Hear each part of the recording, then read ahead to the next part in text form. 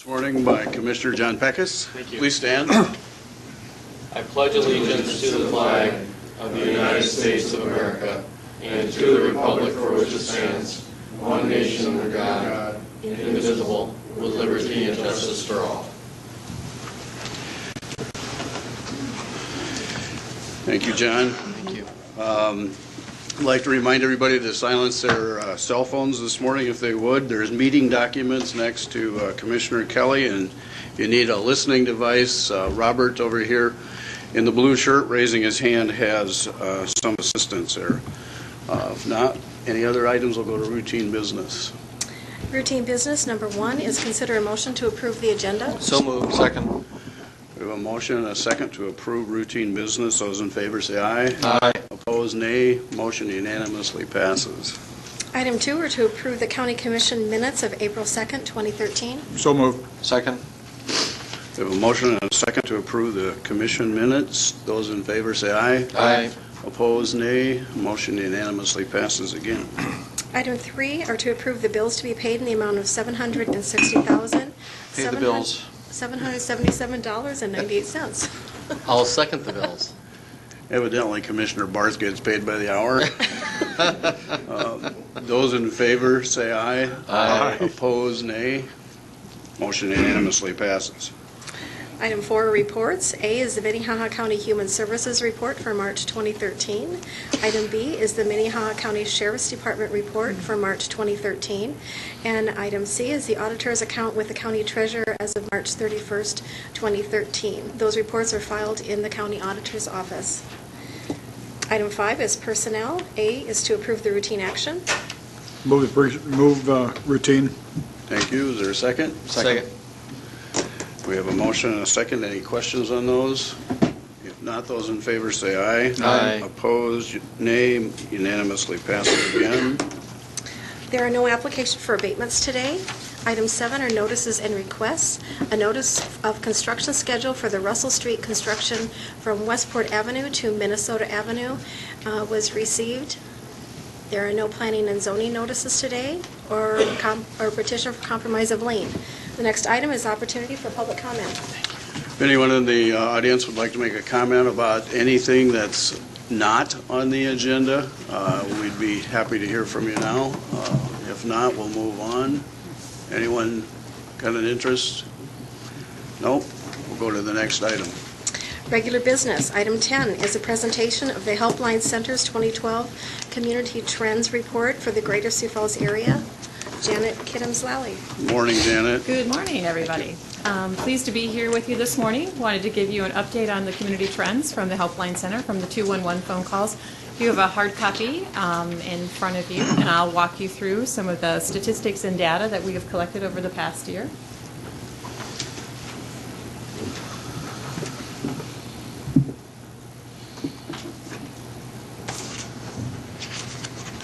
We'll start in the center of your folder that talks about the calls on 211.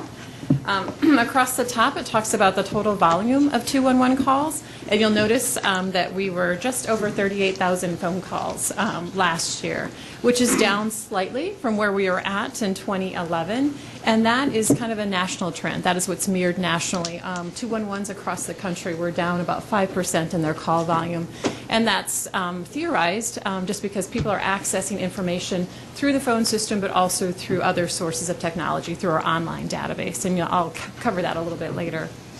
As far as our types of phone calls, there have been some changes, significant changes in the types of phone calls we've been receiving.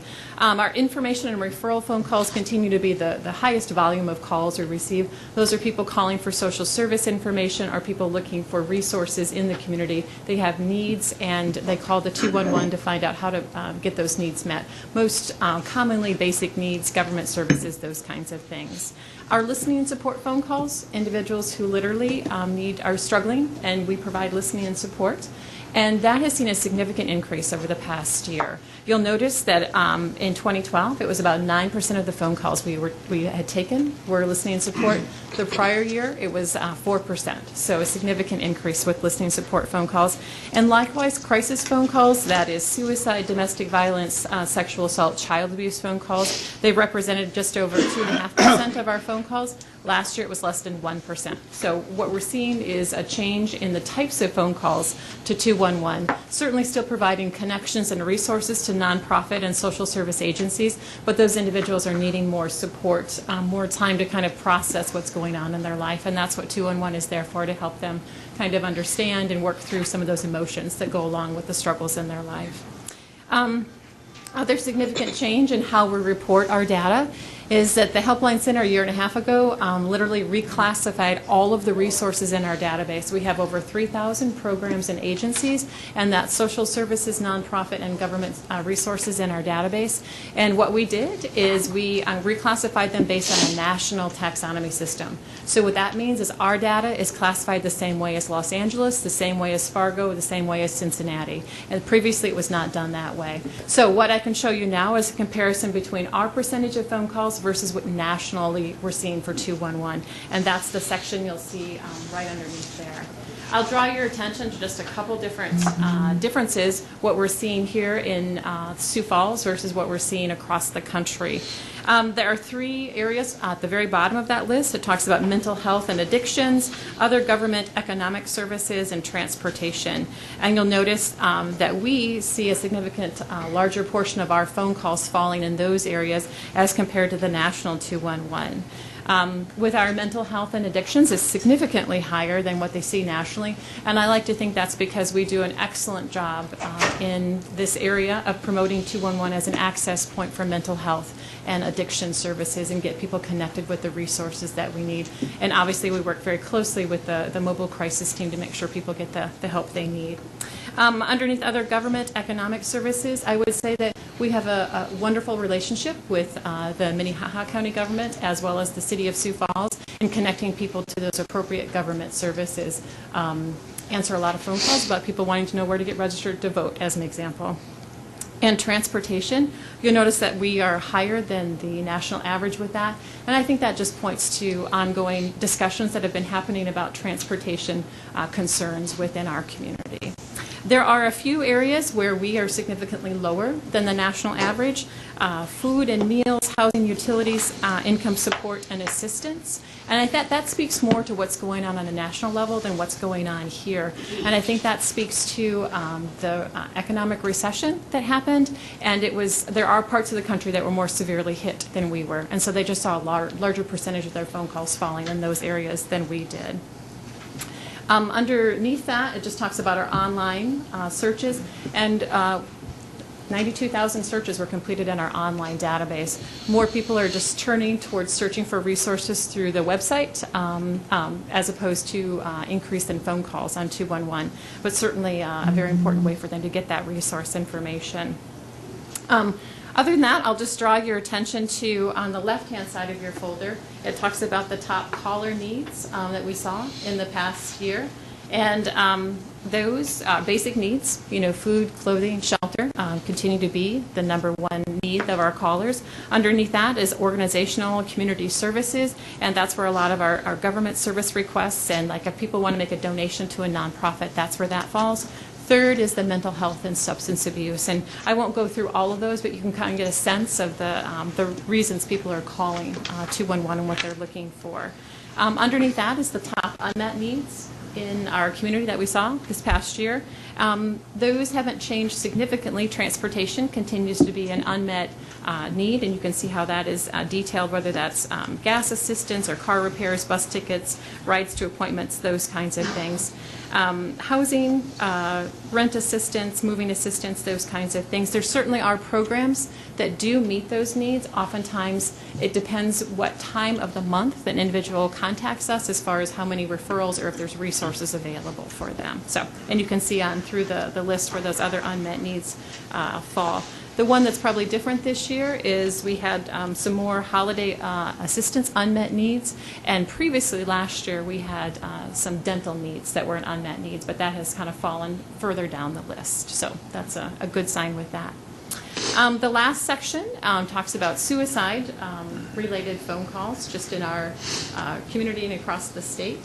In Sioux Falls, there was 401 suicide-related phone calls that we answered, and those range from somebody who is in immediate crisis, just having thoughts of suicide, all the way to being in needing immediate intervention because their life is in danger.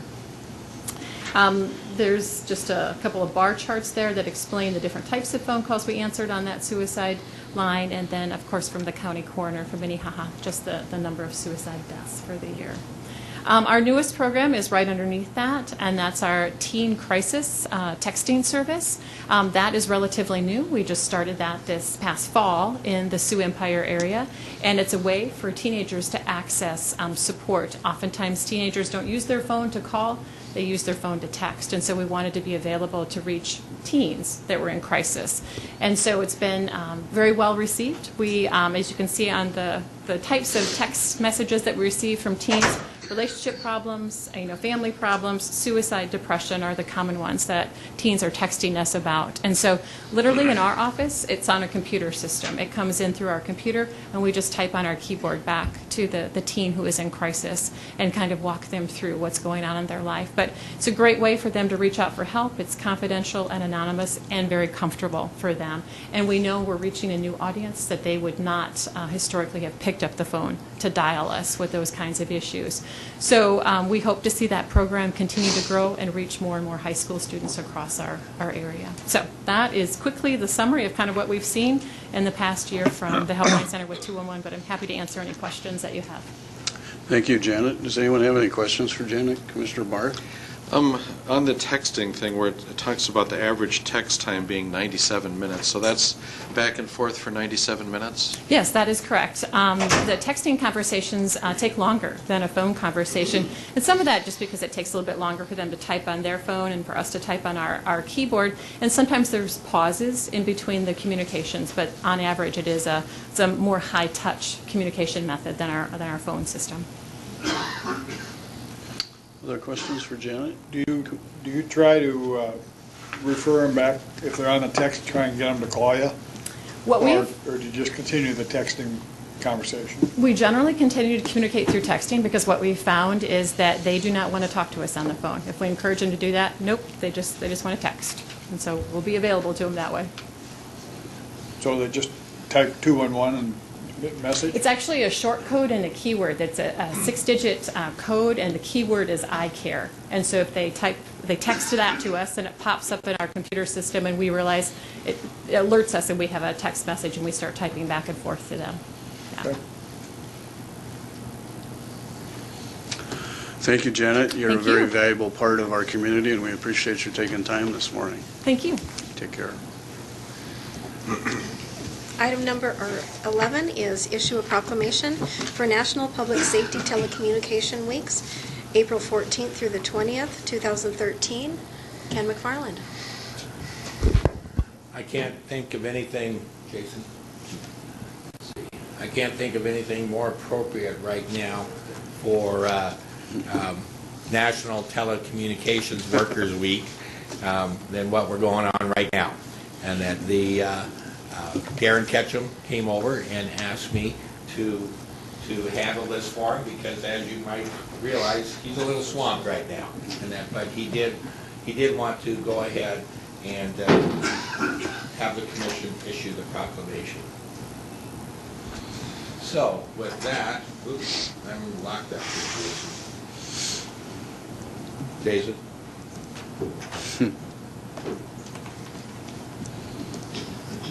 I need to scroll through this.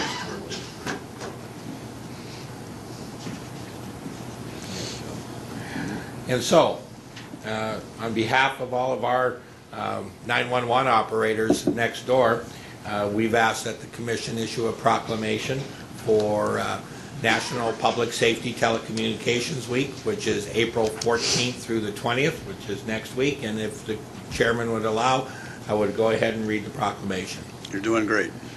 Whereas emergencies can occur at any time that require responses from police, fire, or emergency medical services, and whereas when an emergency occurs, the prompt response of police officers, firefighters, paramedics is critical to the protection of life and preservation of property, and whereas the safety of our public police officers and firefighters is dependent upon the quality and accuracy of information obtained from citizens who telephone Metro Communications. And whereas public safety telecommunicators are the first and most critical contact our citizens have with emergency services, and whereas public safety telecommunicators are the single vital link for our police officers and firefighters by monitoring their activities by radio, providing them information, and ensuring their safety, and whereas the public safety telecommunicators and Metro Communications Agency have contributed greatly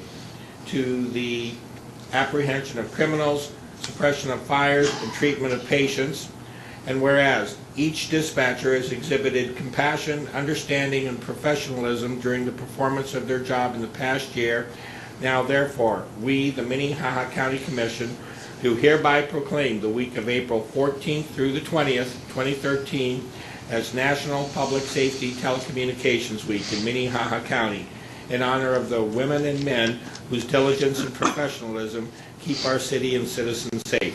Dated this 9th day of April, 2013. And like I said, in my quick conversations with Darren this morning, they are extremely busy right now with a number of phone calls for down power lines, down branches, motorists in trouble out in the rural areas. So they're doing what they do and what they do well. Yeah, they sure do. Move to issue the proclamation. Motion, Second. second to issue the proclamation. Those in favor say aye. Aye. Opposed, nay. Motion unanimously passes. Thank you, Ken. Thank you. Item 12 is consider a resolution supporting efforts to maintain the tax-exempt status of municipal bonds. Jeff Hart. Thank you, Mr. Chairman. Representing our group on the South Dakota Association of County Commissioners at our last board meeting, this was an item that we discussed on the behest of NACO, the National Association of County Officials. And basically, in the talk of tax reform, one of the things that they've discussed doing away with is the tax exemption for municipal bonds, which would include our bonds. And so they've asked us to bring a resolution to support maintaining it. Now, we did have discussion at that meeting to include, obviously every entity, whether it's the realtors and the mortgage tax deduction, or people that want to keep their charitable deductions going. Everybody wants to protect their part, and certainly, if we were to do away with all of them, we would be maybe more amicable towards doing our share. But in the absence of universal doing away with these things, we voted unanimously in the board to endorse a resolution to maintain the tax-exempt status of municipal bonds. And the resolution is here in our documents here, and I certainly can read it. Would that be your pleasure? Sure, go ahead. Okay.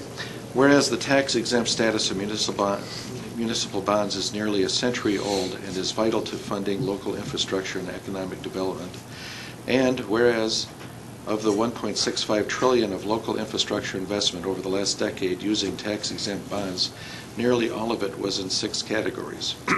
$514 billion for primary and secondary schools, $288 billion for hospitals, $258 billion for water and sewer facilities, $178 billion for roads, highways, and streets, $147 billion for public power projects, and $106 billion for mass transit.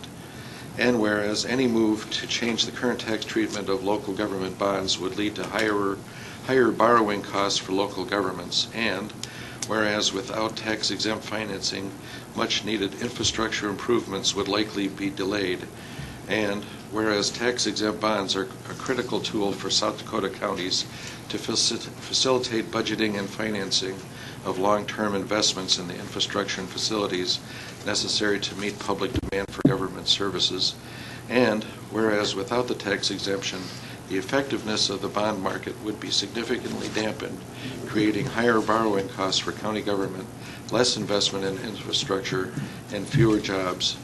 Now, therefore, be it resolved that Minnehaha County does hereby support maintaining the current tax-exempt status of municipal bonds. I would make a motion to approve this. Thank you, Jeff. Is there a second to the resolution? I'll second. We have a motion and a second. Any questions for Jeff? Commissioner Kelly? Just a comment. We continually send the message to Washington to cut spending and to cut tax loopholes. And every time they come up with something, there's huge numbers of groups that come out and say, not ours, don't touch ours. And, I don't know how we're ever going to get the country solved if now you got, how many thousands of counties probably passing the same resolution. I don't know how we can solve our problem if we don't allow some of this stuff to go away, but it's just a personal comment. Thank you. Other questions or comments? Commissioner Barth? Again, that we did discuss that, and certainly, if they were to do away with all of them, we would be, more amicable towards doing away with ours. But in the absence, we don't want to be the only one hung out to dry. Other questions or comments? Anybody from the audience have comments? If not, I think we'll probably need a roll call vote. Commissioner Barth? Aye. Heiberger? I'm going to abstain. Kelly? No. Peckus? Aye. Bennigan? Yes. Motion passes 3-1. Item number Item number 13. 13. Consider a motion to supplement $17,028.50 to the Emergency Food and Shelter Program budget from the Emergency Food and Shelter Program Fund representing the first half of the 2013 Emergency Food and Shelter Program allocation. Carol Muller. Good morning, Commissioners. Carol Muller, Human Services. Yes, on an annual basis, we usually come forward to you asking for a supplement to the budget representing the monies that come in through the Emergency Food and Shelter Program. These are federal dollars that come through FEMA. I think it's about 30 years now that they've been doing this. We're doing something a little bit different this year in that we're working with some local organizations. These monies are not meant to replace any existing dollars, rather to go through and meet a need that is not out there. So what we're doing this year a little bit differently, we will serve as the fiscal conduit, Minnehaha County will be. Our local recipient organizations, or our lead recipient organizations will be St. Francis House and Southeastern Behavioral Health Care and Good Shepherd Center. What we're going to do different this year is work with them on short-term supportive services for people that need to be put up in a really short-term time frame that probably don't meet our needs, our categories, and we can go through and do some great things and get them housed in a very rapid effort and hopefully go through and get them into an apartment in the first month. So we're looking at doing that. Good Shepherd Center, we're going to try something a little bit differently. They don't provide breakfast down there, and so for the people who could really stand, one of the things we've learned from Safe Home is that getting a good breakfast in people is very important, and we're going to go through and try that for a couple months. These dollars all need to be expanded by the end of May. So we're pleased to have our lead recipient organization step up to the plate and do things a little bit differently. This represents half the money. It'll be a total of $34,000. Thank you, Carol. Questions for Carol? Commissioner Kelly? Carol, how much was the whole state allocation, do you know? I don't know that. Those dollars actually come down the channel through Feeding South Dakota. Okay. Other questions? I'll make the motion. Second motion and a second. Those in favor signify by saying aye. Aye. Aye. Opposed, nay. Motion unanimously passes. Item 14 is authorize the chairman to sign an amendment to contract between Minnehaha County and Correct Care Solutions for detoxification facility management. Ken McFarland.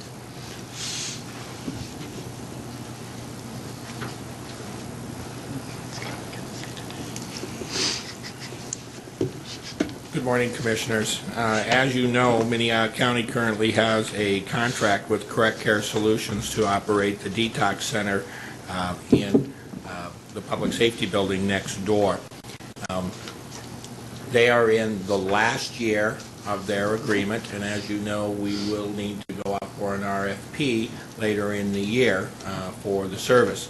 However, during this last year of the agreement, we have a contract addendum for them, which would recognizes the fact that we've added additional people over there, particularly to cover the night shift, to the tune of about 2.7 FTEs. Our current budget for detox is $716,778, and that's located within the sheriff's office budget. However, with the additional personnel that we've authorized to be placed over there, this would bring the contract up to, for 2013, for a total of $847,278. And this contract extension is just merely through the end of the year, which again, they are in the last year, and we will need to go out for a request for proposals later on, probably this summer. So, Thank you, Ken. Any questions or comments about the contract? Make a motion to approve. Second. We have a motion and a second. Just one question, and Ken, this is a reimbursement deal though, isn't that, so that if they don't spend $842,000, yes, We it's don't based pay on that. it's based on an actual cost contract, and we do true-ups and settlements quarterly, but this would represent our estimate of the cost, all things being on track of what the actual cost would be through the end of the year. thank you. Any other questions? We have a motion and a second. Those in favor say aye. Aye. Opposed, nay. Motion unanimously passes. Thank you, Ken. Item 15, consider a motion to authorize acceptance of South Dakota Attorney General's Office State Drug Fund Grant Award in the amount of $23,358 to the Sheriff's Department, and authorize the purchase of a Dodge Ram 1500 pickup for $23,358 from Wagner Auto, Pierre, South Dakota, from Contract 16417, competitively bid and awarded by the State of South Dakota. Kristen Trana. Good morning, Kristen Trana with the Sheriff's Office. I'm coming before you today to request authorization to accept an award from the Attorney General's Office from the Drug Fund. Those are funds that are that they're able to collect due to crimes involving drugs. So sometimes it's seized property, seized cash, things like that. We were able to be offered an award of $23,358, which is the exact amount in order to purchase a vehicle for a detective that has moved into the drug task force. So the first first request I would have for you is to authorize the acceptance of the award. We'll take this in two parts, as Kristen said. I think we need to approve the grant first, and then the second part would be to approve the contract with the state, correct? Move to approve the grant. Second. We have harmony this morning. Who wants to be second? I'm the second. Okay, thank you. We have a motion and a second to approve the grant. Any questions for Kristen? If not, those in favor say aye. Aye. Opposed, nay. Motion unanimously passes. And then the second part of my request would be to authorize us to go ahead and order and purchase. It is a Dodge Ram pickup. It's from Wagner Auto in Pierre. And we also were going to put in a little bit larger engine as far as then it matches the grant as far as those options. And so that will be our request. Questions for Kristen? If not, I need a motion to approve the purchase of the vehicle. Dick says I can make a motion to approve. Thank Second. you. We have a motion and a second to approve the purchase of the vehicle. Those in favor say aye. Aye. Opposed, same sign. Motion unanimously passes. Thank you, Kristen. Thank you. Item 16 is consider a motion to authorize the purchase of global positioning equipment in the amount of $52,666.41 from Frontier Precision, Bismarck, North Dakota, by the Highway Department from contract number 16408, competitively bid and awarded by the State of South Dakota. DJ Boothby. Morning, Commissioners, DJ. DJ Boothby, Highway Superintendent. This morning I'm requesting your authorization to purchase GPS equipment for our newly hired surveyor, engineering specialist. This quote was received based off of the South Dakota state procurement contract and is for Frontier Precision out of Bismarck, North Dakota. And if you have any questions about the equipment or its function, I can answer them at this time. Thank you. Does anyone have any questions for DJ on this award? If not, I have a couple of questions, DJ. Okay. When I looked at the bid specs, so to speak, and the award documentation, it looks like there's other pieces. Are those to complete the total package, or why are those different than the?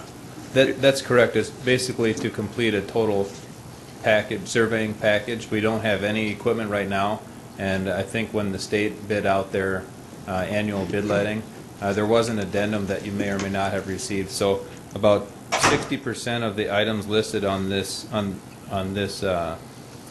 informational sheet from Frontier Precision is part of the state contract, and the remaining 40% was not part of the contract. However, there is a bid exemption because it is computer equipment or equipment that's proprietary equipment that is being purchased. And so about, like I said, 60%, $33,000 of the $52,666 is off of the state contract. Does the additional 40% fit in the budget allocation process that we went through last year? Yeah, For all of this 2013? equipment will be well within our department budget. We're going to be moving some things around between various ASNs, but overall it's going to have a huge cost savings for our department. Essentially what we'll be able to do is complete all of our surveying work in-house, and that will save tens of thousands of dollars every year. Anyone else have any questions for DJ? I would ask Commissioner Barr? So will this equipment last us for many years then? I mean, this... You know, with all electronics, there's going to be upgrades that are available in the future. This equipment should last 10 years or so, a lifetime expectancy, but we'll probably look at upgrading in 3 to 5 years, and then this would be available for a trade-in. That's what's typically done in the industry is between 3 and 5 years you look at trading it in if it's in good condition, and you can get a pretty good return on your trade-in.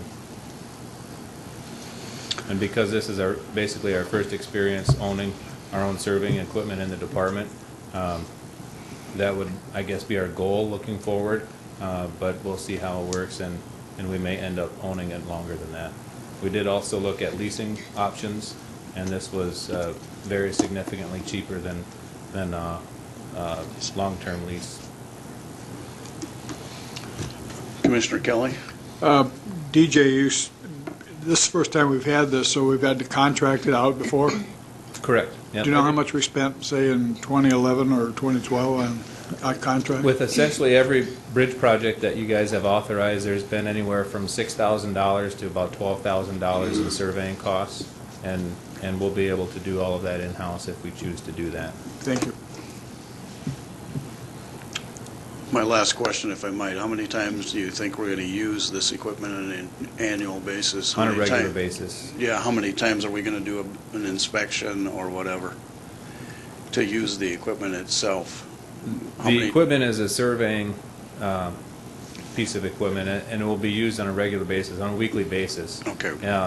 In the winter times, that will be not as much, of course, but it's not inspection equipment, so when we're doing a bridge project, for example, it'll be used on the upfront part of the project where we're going out and establishing a map, basically, of the project site, project area. Okay. So it is going to be weekly? Yeah, weekly for sure. Okay. Another Thank you. thing that we'll use it a lot of times for is, I've told the commission before that we've had a lot of problems with our right-of-way and right-of-way issues, and we'll use this equipment to prepare plats and things like that to try to clear that up in the next several years. Okay, thank you. Commissioner Peckus? DJ, is this considered the new standard in the industry to use global positioning to try to determine the right-of-ways and, of course, to help you in your surveying? Yeah, there's basically two different ways, well, two different modern ways that we can do this, and this is one of the two ways. The other way would be to use a robotic total station. We also price that out with one person being our surveying crew. This just works better than using a robotic total station. Yeah. Any other questions? If not, I'm looking for a motion and a second. Make a motion to approve the purchase. Second. Motion and a second. Any other comments? If not, those in favor say aye. Aye. Opposed, nay. Motion unanimously passes. Thank you, DJ. Item 17 is a public hearing to consider an appeal of a decision by the Minnehaha County Planning Commission to approve with conditions conditional use permit 13-12. Ryan Struck. Good morning, Ryan. Before we get started, I'm just going to try to lay out a little bit of ground rules, if you will, about the conversation we're going to have this morning. This is at least the third time I think we've seen this. Most of us received 166 pages from one side of the group and 91 pages from the other. We've all had the opportunity to read that, so you don't really need to go through all of that again with us, unless there's a reason to do that. We've also got a staff's summary from planning and zoning, so that's great. What we intend to do is to have Ryan do a staff report. We'll ask some questions, and then we'll let the gun club make their presentation, if they will, and then the opponents, if they're interested, to respond, and then we'll take some rebuttals. But before we get started in that, I'd kind of like to indicate that we would hope that you won't duplicate conversation, if you will. If there is some of that, that's fine.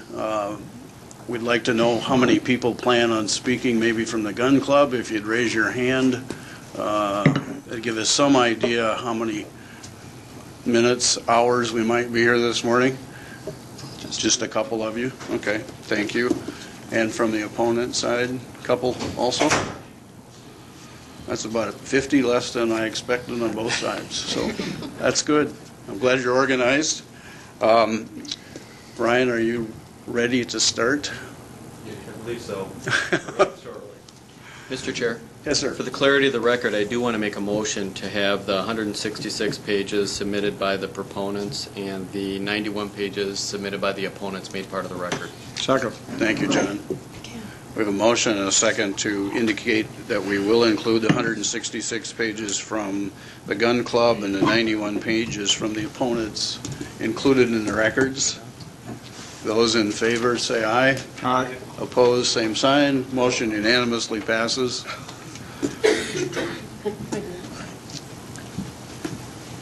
And if you, oh, perfect. Good morning, Commissioners. Ryan Streff, Minnehaha County Planning. Again, this is an appeal of the Planning Commission action from February 25th, 2013. The appeal of the Planning Commission's decision to approve conditional use permit 1312 to allow a rifle and pistol range consisting of 3 long-range bays and 5 short-range bays was submitted by the following parties. Again, this was the appeal. The first one was on March 1st, 2012 by Charles Heck, which is the president of the Big Sioux Rifle and Pistol Club, and secondly on March 4th, 2013 by Kurt and Kelly Valnez. Like I had stated, this action from the Planning Commission was from February 25th, 2013. The Minnehaha County Planning Commission approved 4-1 to approve conditional use permit 1312 with the 26 conditions that were stated. Just kind of a brief background on the Big Sioux Rifle and Pistol Club and their application. The petitioner submitted an application to allow 5 short-range bays, and then in addition to that, the 3 previously approved long-range bays that were approved in 1981. The subject property is located in Section 24 of Brandon Township, approximately 2 miles northeast of Brandon. The petitioner has applied to amend their conditional use permit in order to add 5 short-range bays in addition to their 3 long-range bays. The proposed change will add the 5 short-range bays, and in addition, again, we'll have the 3 long-range bays, and should be minimal impact on the neighboring properties and agricultural land in the area. However, the noise associated with the short-range bays could impact the use and enjoyment of the surrounding properties when these ranges are in use. In order to mitigate this noise population, perimeter berms and trees have been installed throughout the area and installed around the shooting bays located at the property. The Planning Commission, along with staff, believes that the most effective way to move forward with an amendment to a conditional use permit that is in current violation is to repeal all the previously issued conditional use permits associated with this use while creating one new comprehensive permit detailing the entire facility. At this point, the entire facility and all safety concerns of the County Commission and Planning Commission related to the 3 long-range bays and the 5 short-range bays can be addressed in order to maintain an effective operation procedures at this range. So before you, I have 2 different actions. The first action is to uphold the Planning Commission's decision to approve conditional use permit 1312 with the following 26 conditions. And would you guys like me to read through them? Does anyone like to have those read to you? Frankly, I think we've had this many times before. We can read those ourselves. We have read those ourselves. I can also go over the changes that they made in their proposed that they sent to you. I can go over them briefly too. So again, the first action is to uphold the Planning Commission's decision. Excuse me, just for a second, Ryan. Does anybody on either side have any concerns about not reading those? We're fine with them not being read. Okay. And we prefer to summarize our own position rather than having the planning office Sure. make representations about our position. That's great. Brian, if you'd like to read the changes, though, that would be good. Okay. So again, I'll just go over the 2 actions that staff has proposed here. Again, is to uphold the Planning Commission decision and to approve the permit with the 26 conditions.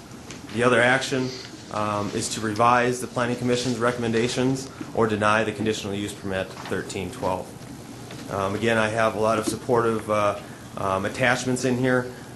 Some of them are letters of concern, letters of support. We have the NRA range evaluation report. We have the memo from the sheriff and the DCI and the LET memo, letter from the Department of Energy.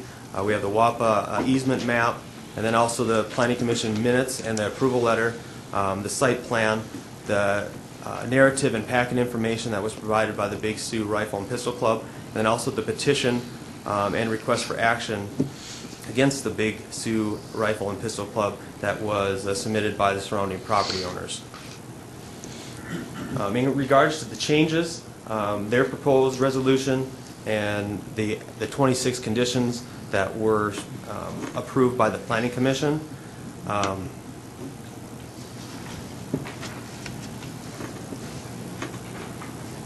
there was a change. Excuse me, Ryan, is this a change from what we were presented initially, or what the Planning Commission approved?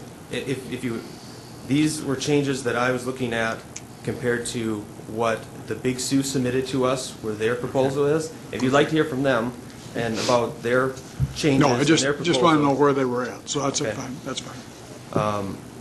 The changes that staff would like to point out then, there's a change to condition number 3, which goes over the range officers that are on duty. Also a change to condition number 10, that a baffling system of the short-range bays shall be required if projectiles are not contained within the boundaries of the property. They have changed them with them too. Staff is okay with the changes that they made on them 2 conditions. They have just kind of wordsmithed them a little bit differently than staff has or the Planning Commission had approved them. The other conditions that were taken out by their proposed resolution, and so I can just briefly go over the ones that they left out of their proposal. And again, these were put in because of the concerns of the County Commission and the Planning Commission regarding safety of the range. So the ones that were left out of the proposal by the Big Sioux and Rifle and Pistol Club, range officers shall be required. Range officer requirements shall apply to both members and non-members participating in active shooting. A range officer should always be required.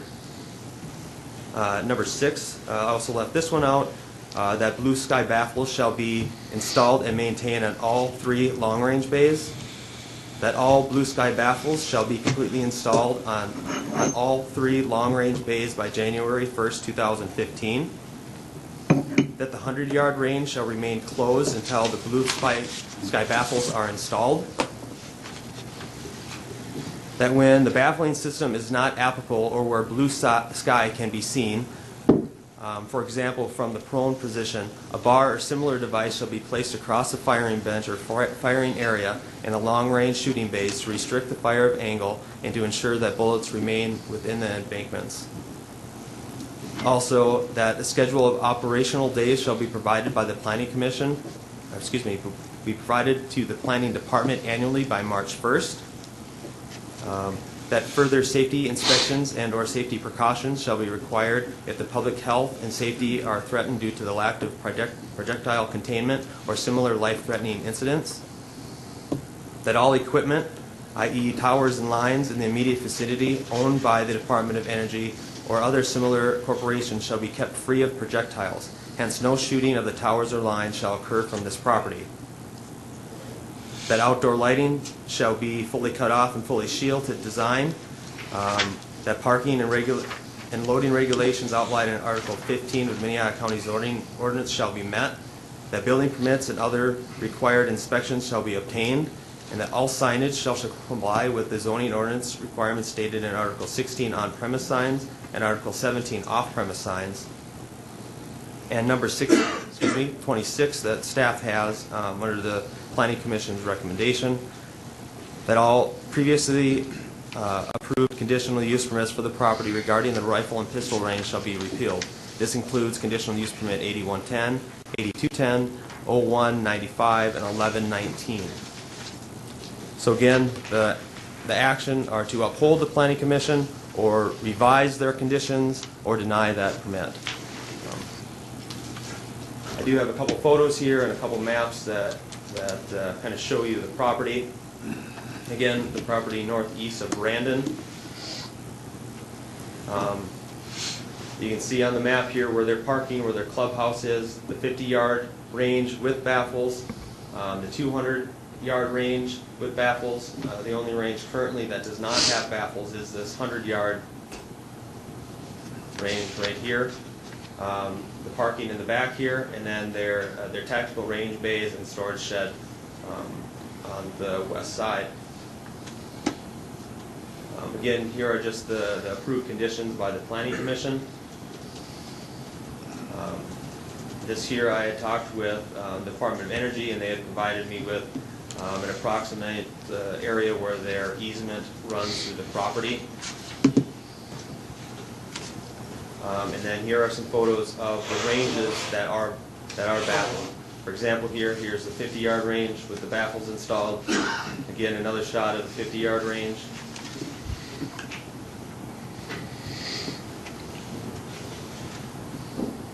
And this is from on top of their berms, again, the 50-yard range. The baffles that have been installed on the 200-yard range. And there's a couple more photos of the 200-yard range here as well.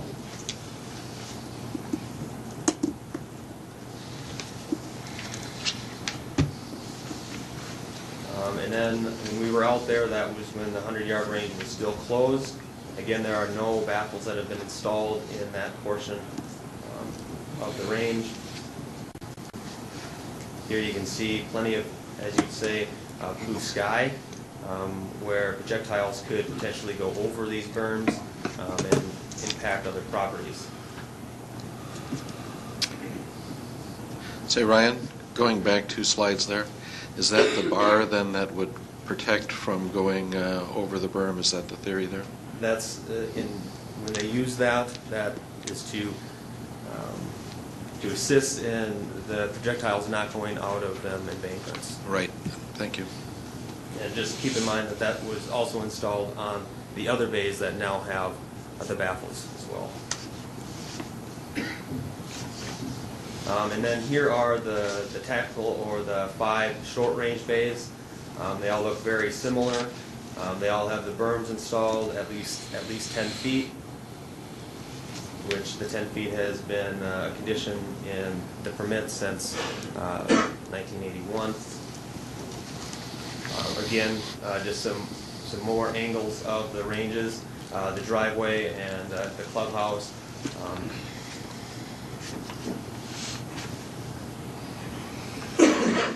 And I guess I can open that up for questions from you guys if you have anything for me. Thank you, Ryan. Does anyone have any questions of him at the current time? Commissioner Kelly? Ryan, on the 100-yard range, do you know how far, maybe I'll have to ask this of the gun club, but how far an errant bullet can travel with velocity if it was up, for instance? Well, I guess. Mile, half mile, or you don't know? I think that you can ask them that question. Okay. But then you have to remember it depends on what type of a gun they're shooting. Understand, but. So. Other questions for Ryan? Thank you, Ryan. Okay, thank you. Good morning. If we'd have representatives from the gun club come up, please, that'd be great. How much time do you think you'll need this morning to at least make your I'm not presentation? planning on taking a long time to do this. I'm going to go over some of the initial factual matters and what we seek the commission to do. And Mr. Surska will address a couple of the peripheral legal issues. But I'm not going to spend a half hour in front of you. That's good. I'm just going to try to keep track of the time so both people have the same amount of time, if you And will. we'd like to reserve some time for rebuttal. Absolutely. I'm John Haverly, 4605 South Magnolia Circle, Minnehaha County, South Dakota. I'm here for this Big Sioux Rifle and Pistol Club and on our appeal of our application for conditional use permit 13-012. This application relates solely to the 5 short-range shooting bays. Equally important to what it does concern is what it does not concern.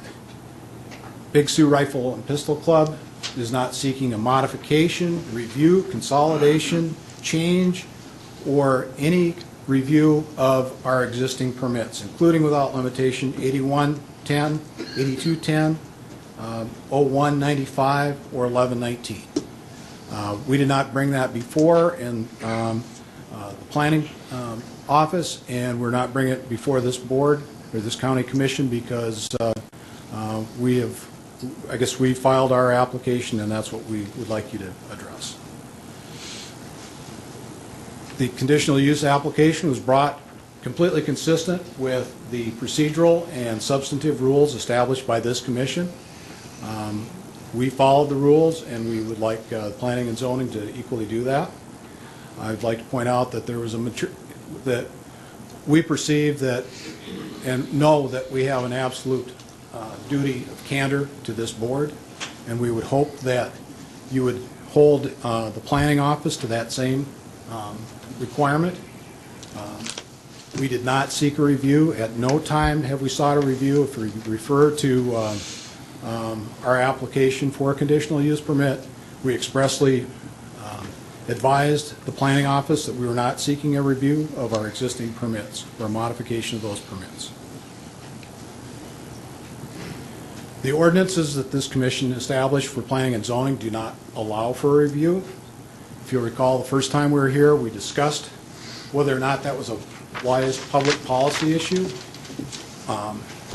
Personally, I think any business that sought to do business in Minnehaha County would be hard-pressed to make that decision to do that if their conditional use permit was subject to review at the whim of the Planning Commission.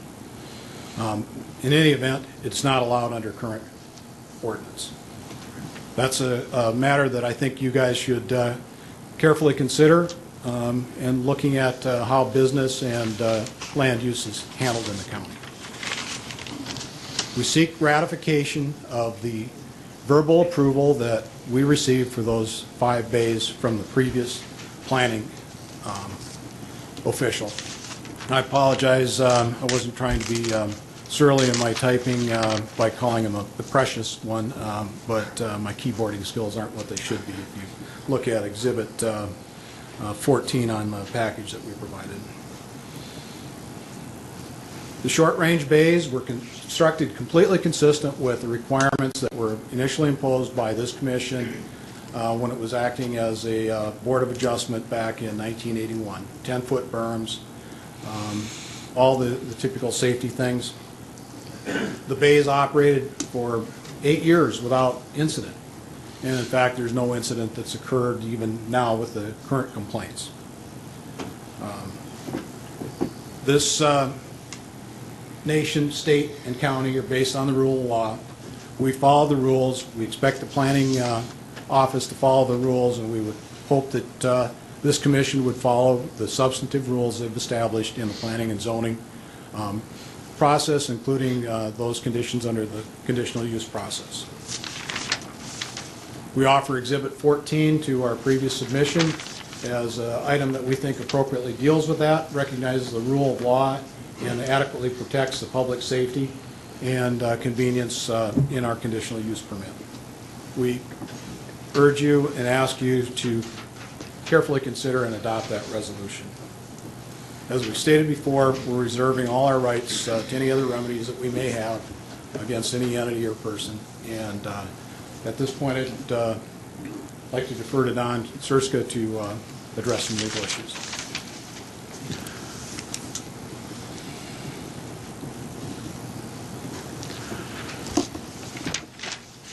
Good morning. I have a handout here, it's only 2 pages. Don, you're going to have to identify yourself and give us your address, please.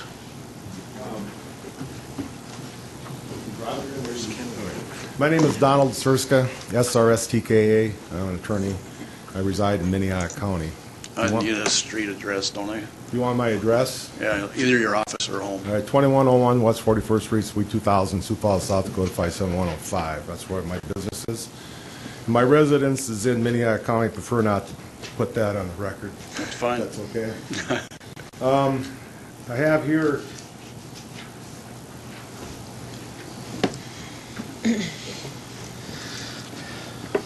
Thanks, Tom.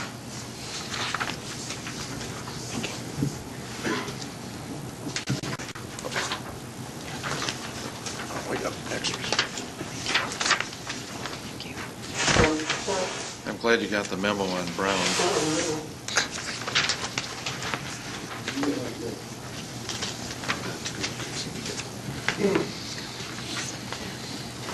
Now, I thought it was appropriate to talk about South Dakota statutes in order to give us all guidance. And I believe that Chapter 21-1028, which deals with a nuisance, especially a nuisance regarding a sport shooting range, should be discussed with you today. Now you can see the statutes 21-1028 through 21-1034 are before you. And these statutes were enacted by the legislature in 1999.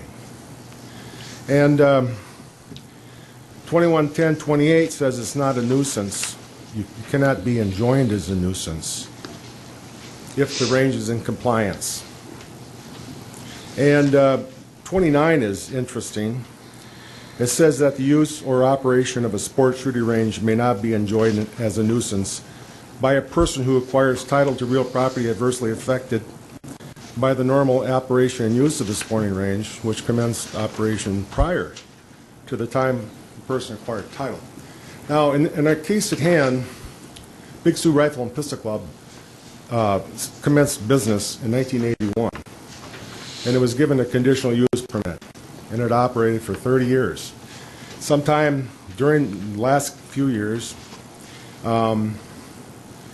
the opponents built a house right in line with the range. Now, what they're doing is they brought this review, which is an entirely new procedure that we could not find in the Minnehaha County ordinances, either substantively or procedurally. And the review, in essence, tries to declare the club to be a nuisance.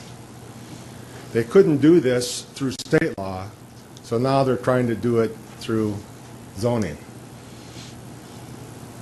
And you can see that the legislature has addressed this statute this year. And they amended it, and Governor Dugard signed it, and it will be law on July 1st. And I put that in there because I know that lady here testified. And what this House Bill 1234 is a compromise. It's a compromise between a shooting club and its neighbors, especially the neighbors who come in after the shooting club's been there for 30 years. Now, the changes that are in the statute, they have them underlined there. It says, however, if the usage or design of the range results in a significant threat to human life or private habitations, a nuisance is constituted, and an injunction may prescribe appropriate relief. So, if you look at the title, it says, on number 1, it says, for an act entitled, an act to provide a limited exception to the provisions that exempt sport shooting ranges from the public nuisance laws. So, the state law now, which could be enforced through the courts, gives a way that a landowner can bring an action. Now, let's look at the rest of it on the second page. It also talks about 211029, says the use or operation of a sport shooting range may not be enjoined as a nuisance by a person who acquires title to real property adversely affected by the normal operation and use of a sporting range which commenced prior to the time the person acquired title. They didn't change that. It says except as provided in Section 1 of this Act. So, once again, the legislature has looked at this problem.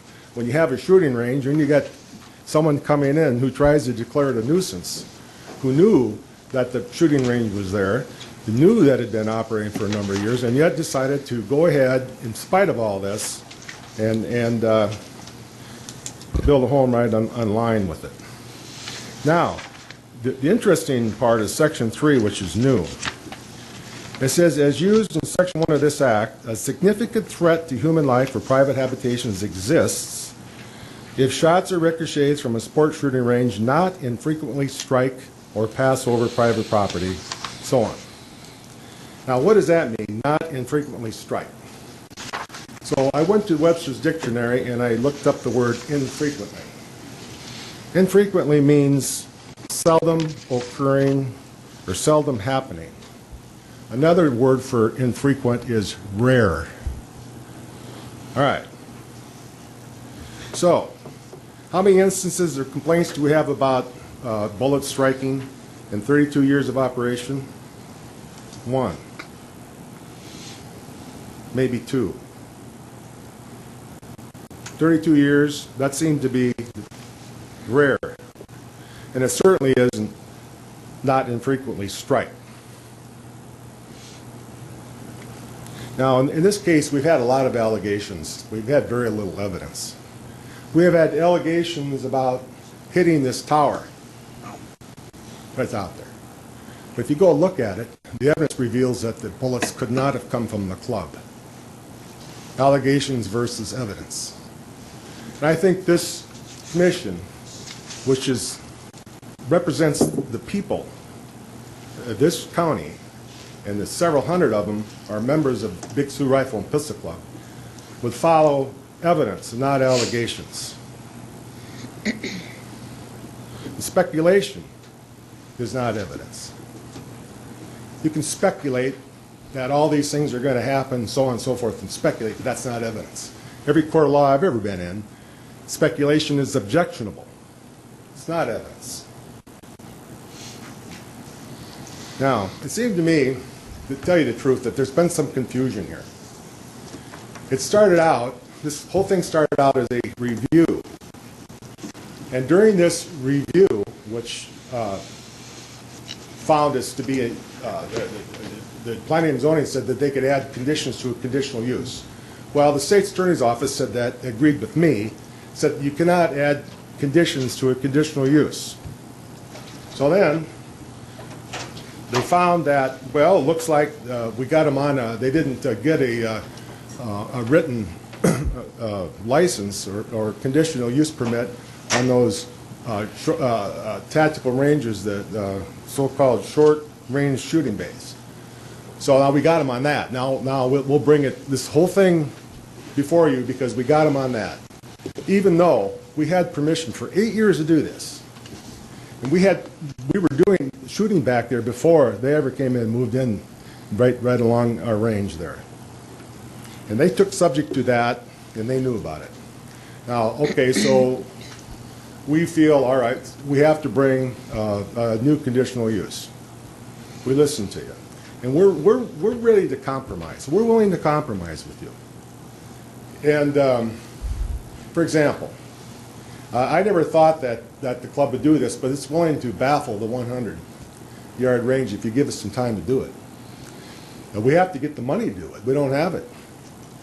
But right now, if you deny this application for short-range shooting bays, we can shoot at the 100 because we have a conditional use that says we can. And it goes all the way back to 1981 and 82. And if you we can have this enforced by the courts. We don't want to. We'd rather compromise with you. And that's what we'd prefer to do. And we're reasonable. We've had no complaints in all these years, except when someone moved in there and alleged that bullets came from our club. Allegations, not evidence. So, I'm not trying to take a hard line on you folks. I respect each and every one of you. I know each and every one of you. But I'm just saying that when we stood up and pledged allegiance to the flag, we talked about equal justice for all. And we want our justice as well. And we think that you should agree that we're entitled to those short-range bays there, just to ratify what we've already done. And to add a condition to our existing condition use, that at any time, anybody can make a complaint and drag us in front of planning and zoning to put more conditions on us is anathema to us. It would be to any of you. None of you would agree to that in your business. And just like Mr. Havley said. So I'm asking you to please consider this and to take what Mr. Haverly has put down as a resolution and adopt that. Thank you. Thank you, Mr. Siriska. Any questions? Otherwise, we'll go directly to the opponents. I would ask a couple of questions, if I might, Mr. Chair. Do you want to do that now or wait till they make the presentation on both sides? It's up to you, sir. I think I'd like to hear the presentation on both sides, if you will, before we go to questions, if that's okay. Good morning. Okay. Good morning, Commissioners. My name is Kelly Volness, and my family and I live at 48326 260th Street in Brandon. Thank you for allowing us to speak again today regarding our original complaint of being shot at by the Big Sioux Rifle and Pistol Club. A very brief recap. In June of 2011, our home was shot twice. In May of 2012, our son was narrowly missed by a bullet, later found by a sheriff's deputy. We filed a complaint, and this issue has been passed back and forth from planning to this commission appeal today. We had previously shown written, photo, and video proof supporting our complaint. We have letters, petitions, and complaints for your review. We also have a copy of the NRA source book we will reference if needed. As we have presented all this information repeatedly to both commissions, I would just like to move on to specific reasons why we are appealing today. Several things happened during these months we've been fighting this battle. One important thing was that, as mentioned, there was an amended law that was passed in the state legislature. This amendment was proposed and defended by Representative Scott Eklund, who asked us to testify for those hearings and who is here today to speak on our behalf. You have a copy of that law before you. When we first argued our complaint before the commissions, one of the issues was the vagary of the nuisance law. This law has changed. If you look at the highlighted areas in the papers that we've given you, you will note the reference to threat to human life or private habitations, and if there is a threat in Section 2, it specifically states as follows. A significant threat to human life or private habitations exists if shots or ricochets from a sports shooting range not infrequently strike or pass over private property which is frequented by persons or where a private habitation exists. A significant threat to human life or habitations continues to exist unless or until shooting protocols are altered and enforced or the shooting range is redesigned so that shots or ricochets no longer strike or pass over private property described in this section. Out of the whole Senate and House, there were only 2 nay votes on this law, and this was implemented under an emergency provision to be enforced immediately and not July 1st, and signed by the governor on March 25th. Understanding that laws do not become retroactive, the legislative intent of this law was very obviously to place strong safety restrictions on all shooting ranges to avoid future tragedy. So combine this with our history of being shot at, the concerns and complaints of our neighbors, and then let's look at the NRA and its view of ranges and safety. You have a copy of the NRA review made by Bruce Plate, as was submitted with the changes by Chuck Heck to the Planning Commission. In this review, Bruce Plate directs the club to enact particular protocols to ensure safety for the surrounding area, and this was prior to our son's shooting incident. The Big Sioux Club and Chuck Heck have rebutted in writing the statements in that report. We called the National Office of the NRA and spoke with Eric White-Scarver. He declined to speak on a specific case or issue. What he did say was, the protocol for an NRA inspection is this. A party contacts the NRA and pays to have an inspection and a recommendation is made. The NRA inspector comes to the property, inspects the grounds, the ranges, speaks with the people who have hired them, does a thorough review, and writes a report. That report with all its specifics is then sent to the national office with a signed affidavit by the inspector as to its truthfulness. Once it is reviewed by the national office and approved, it becomes a legal document that they would defend in court as true and correct. If a party were to rebut, alter, or change a report after the fact, then that party would be effectively committing perjury. So, if you combine this information and then look at the portion of the most current NRA range design handbook and note the highlighted of a few important specifics. On item 2.02.1, conduct a community survey prior to building. 2.02.3, consider the health and safety and location of your neighbors. 2.04.1.2, property values should be considered, especially where growth is aggressive. Please note, according to the comprehensive plan, the Brandon area was projected in 2015 to have a population at 7,500. But in reality, according to the 2011 census, estimates are already at 8,905. Under 2.06.1, under final planning and design, hire the necessary professional help, such as consultants, a zoning attorney, engineers, architects, surveyors, and draftsmen to complete your plans. 2.06.2, have detailed plans showing specific dimensions and locations prior to obtaining permits. On the site plans, surrounding homes should be located and intervening distances highlighted. And as South Dakota has specific building eligibility laws, potential home sites should be included in those highlighted areas. If you will skip to page 2-9-9, 3.01.4.1, because of a wide variation in angles of fire, projectile containment must be laid out in half circle or 180 degrees, and they mention the use of backstops, side berms with overhead and ground baffles if needed. Everyone we have spoken with or appealed to, from our neighbors, the NRA, and the state officials, come up with the same statement of fact. Money doesn't trump safety. This issue arose after our being shot, and in the course of an investigation, it was discovered that the club had built 5 tactical ranges illegally and without permit, or site plans, or safety plans, or anything else. Somehow that is being forgotten, and the original issue of the 3 ranges has become combined with the 5 tactical ranges that hosts weekly live action shoots with video website evidence of roughly 19,000 bullets being shot every day. We have given you specific rebuttals per line of staff recommendations, but would just like to highlight the most important here.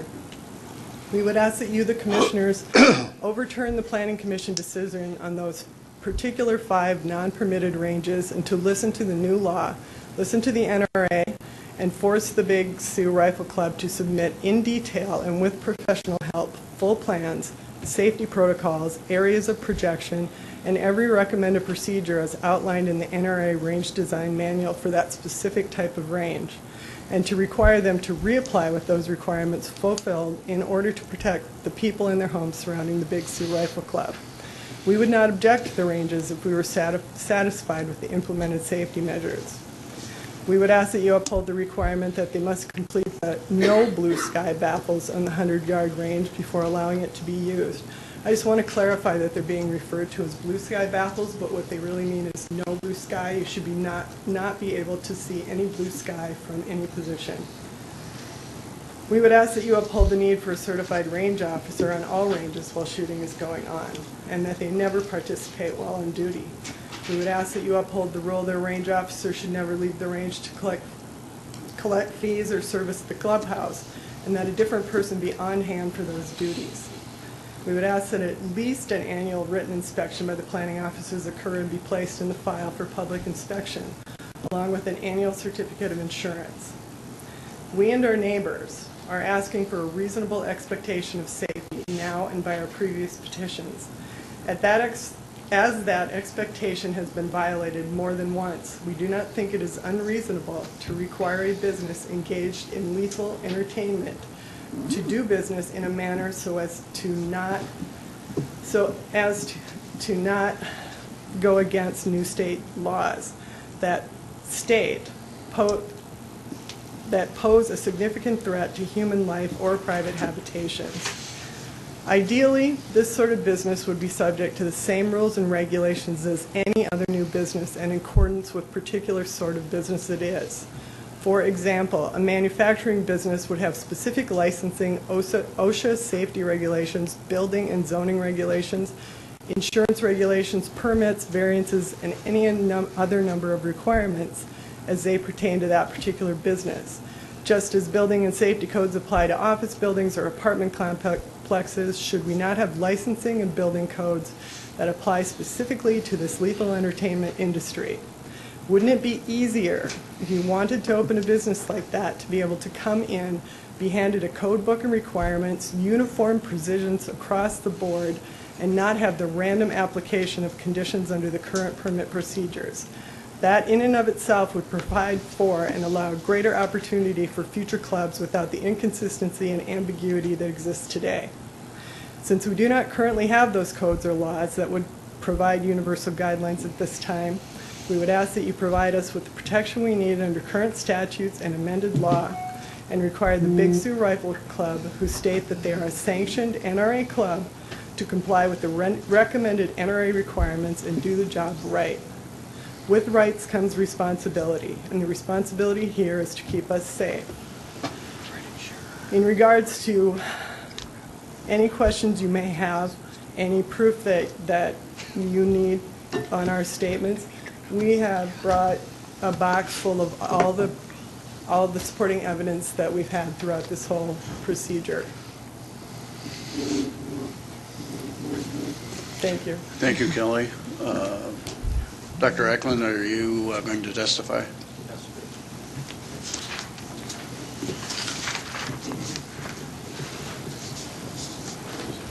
Good morning, Commissioners. I'm Scott Eklund. I'm a representative, District 25, House of Representatives for the state of South Dakota. My home address, and I'll give it out, 48217 265th Street in Brandon. I just wanted to make a few points is all. I'm not going to take very long. You guys have heard plenty on both sides, and I sat in a similar situation and heard people continue to say things over and over. when I was in my first legislative session earlier this year, so I understand and appreciate your time. I just wanted to make just a few points from a legislative standpoint. I got elected to the House of Representatives last November, my first term. I've been a physician for 30 years and needed a little bit of a change, and I'll be honest with you, it was quite a change. I tell people the first 2 weeks I was in Pierre, I felt like I was drowning. The second 2 weeks I started treading a little bit of water, and then the third few weeks after that I actually made a couple strokes forward. So I do feel like I'm still just scratching the surface of what it means to be a good legislator. I became familiar with this issue with the shooting range when I had an email from the Volness family. I had already started working on a law because of another issue in my district. A constituent had contacted me in regards to a private range that was going on. So the House Bill 1234 that you have a copy of that's been brought forward actually was initiated because of another issue, and it was a private range issue with a constituent, and then the Volnesses contacted me when they heard about the law that we were bringing forth. It was interesting to me that there was actually no significant laws that covered people that were getting shot at. And that's the reason that this law was written. It was very concerning to me to bring this law forward because I'm a hunter. I mean, I got more guns than most people in this room, I would say. I love guns. I love to shoot my guns, but I always want to be safe when I shoot my guns. And I thought as a freshman legislator, bringing forth people didn't know me, didn't know how I feel about things like that. I was concerned that they would think, oh, this guy's a gun control fanatic, and who elected him in the state of South Dakota? That certainly was not my intent with this law, and that's why this law was written. And when I brought it to the LRC to write the law, I said I need this law written as narrow as possible because I don't want to affect ranges that are operating up to snuff and are following the guidelines that the NRA has proposed, and also our game fish and parks. And I spoke at length with the game fish and parks. I don't know if you know this, but they operate over 100, and they're involved with and or operate over 100 ranges in our state, and they've invested hundreds of thousands of dollars, probably into the millions, in making those ranges safe. And when I talked with them, they were amazed at the issues that we actually are dealing with right here in the eastern part of the state. So having said that, I would say that my intent is not to shut any ranges down. My intent is to keep our people safe. And I know that is an intent that is shared by the range, and I know it's an intent that is shared by you. So I guess I wanted to bring to you a little bit of the flavor of the legislature on this issue as we presented, as the Volnesses came, another family came and testified. There was significant concern about safety, and that's what it was all about, is safety, not gun control, but safety. We want our people to be safe. It flew through the House committee. We had one vote against it, and he actually changed his vote to be for it on the House floor. So then we went over to the Senate, and the Senate actually attached or amended it with an emergency clause because the senators were so concerned of the issue of life and injury of what we were dealing with. And then by committing it to an emergency clause, that made it need a 2/3 vote from the Senate, and it actually went through the Senate unanimously. And the governor then has signed it. So it does not take effect July 1st. It is already in effect because of that emergency clause. So our state is concerned about safety. We're all here concerned about safety. And that is the intent of this law. So with that, I'm going to stand down. You've heard enough from both sides. So thank you. Thank you, Doctor. Any questions for Dr. Eklund? I think what we'd like to do now is to open the floor for questions. And I'm sorry, I forgot the rebuttal part. Too much coffee. Please Go ahead and make your rebuttals, and I apologize. No problem. I'll make it short. We've already remediated the areas where it could have conceivably happened, which were the 50-yard range and the 200-yard range.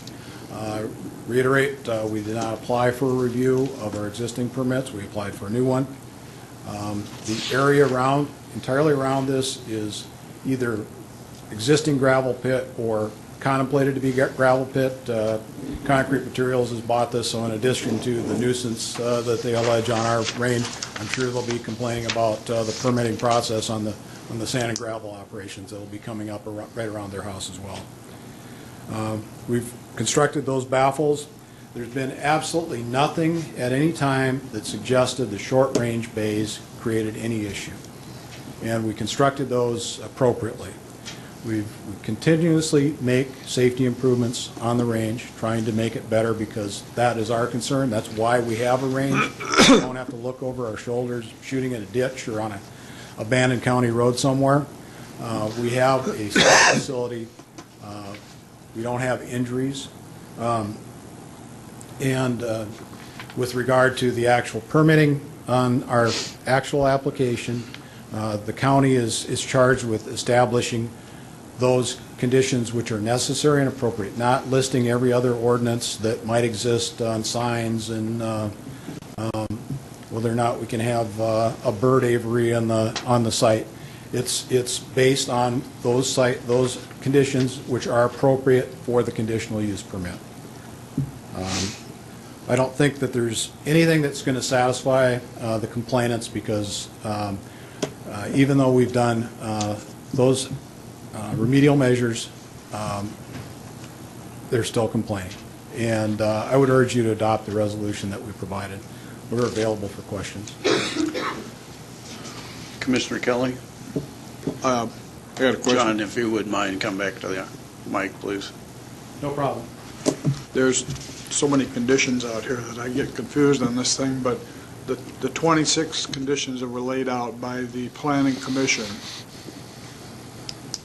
you had objections with some of those. If you, at one point I did a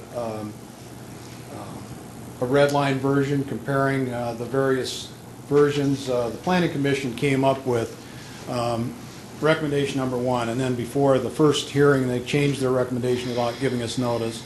They provided it, they've changed their recommendation so many times in the Planning Commission. No, wait, Planning Commission or Planning Staff? Planning staff changed their recommendations 3 or 4 times. But I'm referring to what we have in front of us now is 26 conditions put on by Planning Commission. We object to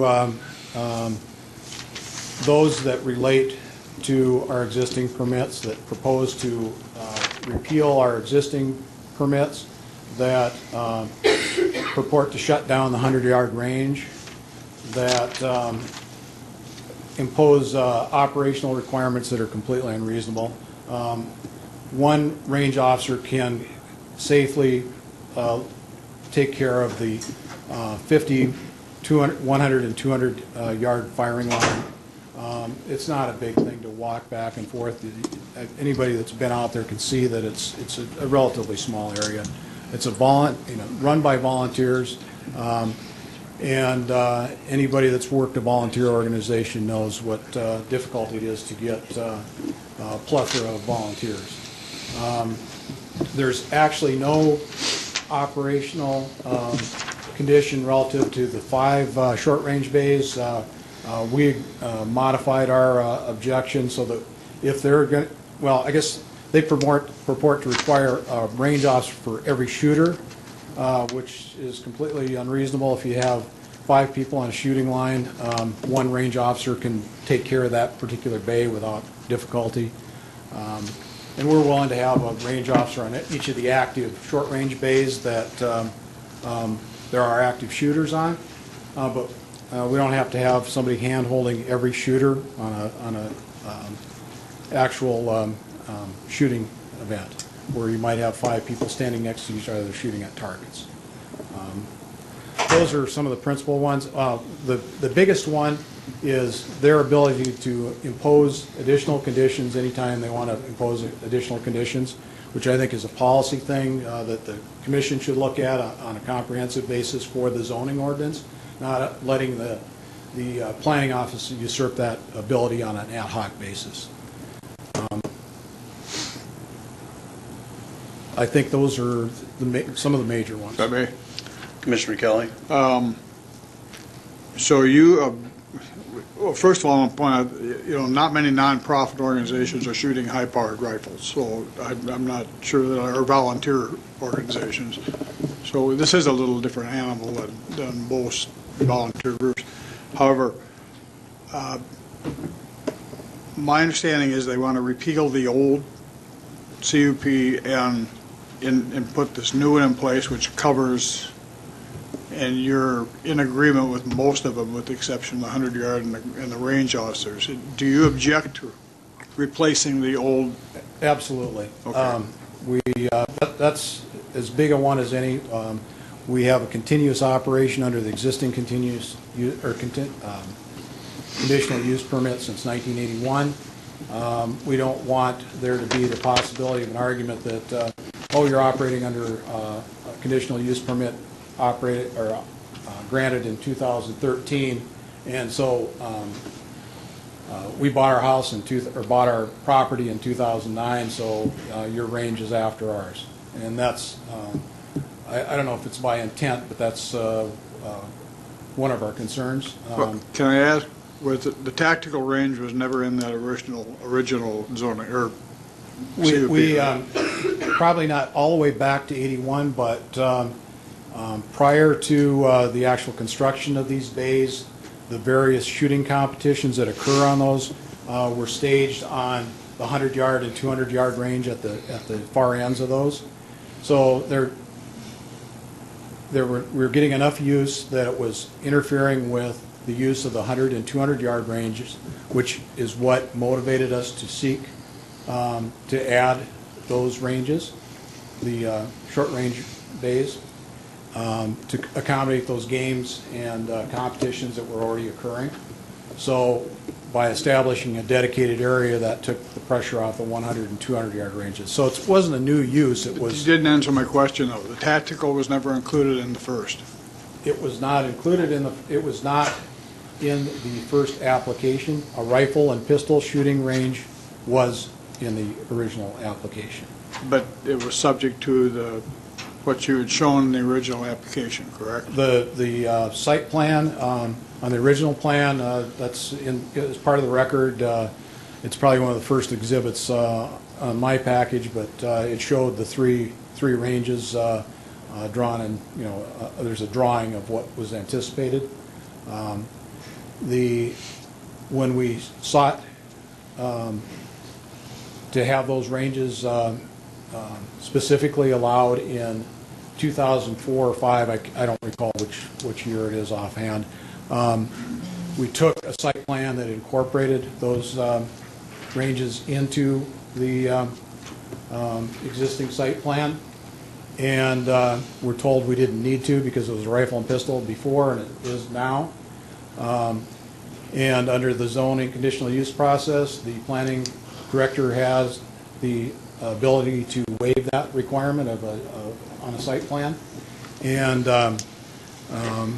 I guess, and whether or not one is granted, you could never tell from the planning office's records because they have no records of any request for waivers that they've ever granted or denied.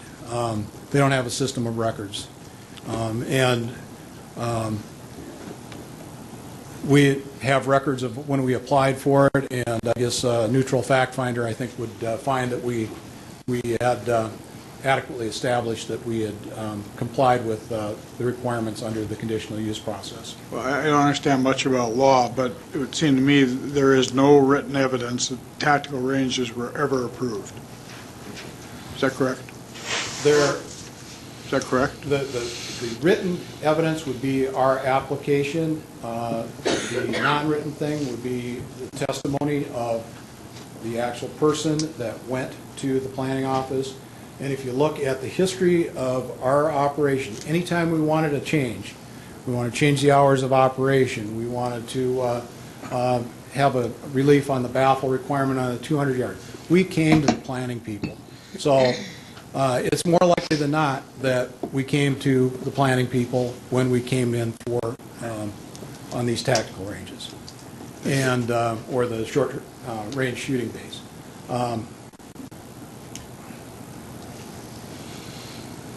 So I guess that's our position. I've got my That's where questions we get answered. in court. Other questions? Mr. Chairman? Commissioner Barth? You know, I appreciate your willingness to compromise, and I've seen the improvements that you guys have done out there. But I think, you know, the position that you have that these conditions can never be modified, the conditional use permit, if you're in violation of those conditions, though, then they can be modified. Do you believe that there has been no violation in the construction of these additional pistol bays, et cetera? Our site was built in compliance with the site plan that was expressly approved by the commission acting as a board of adjustment.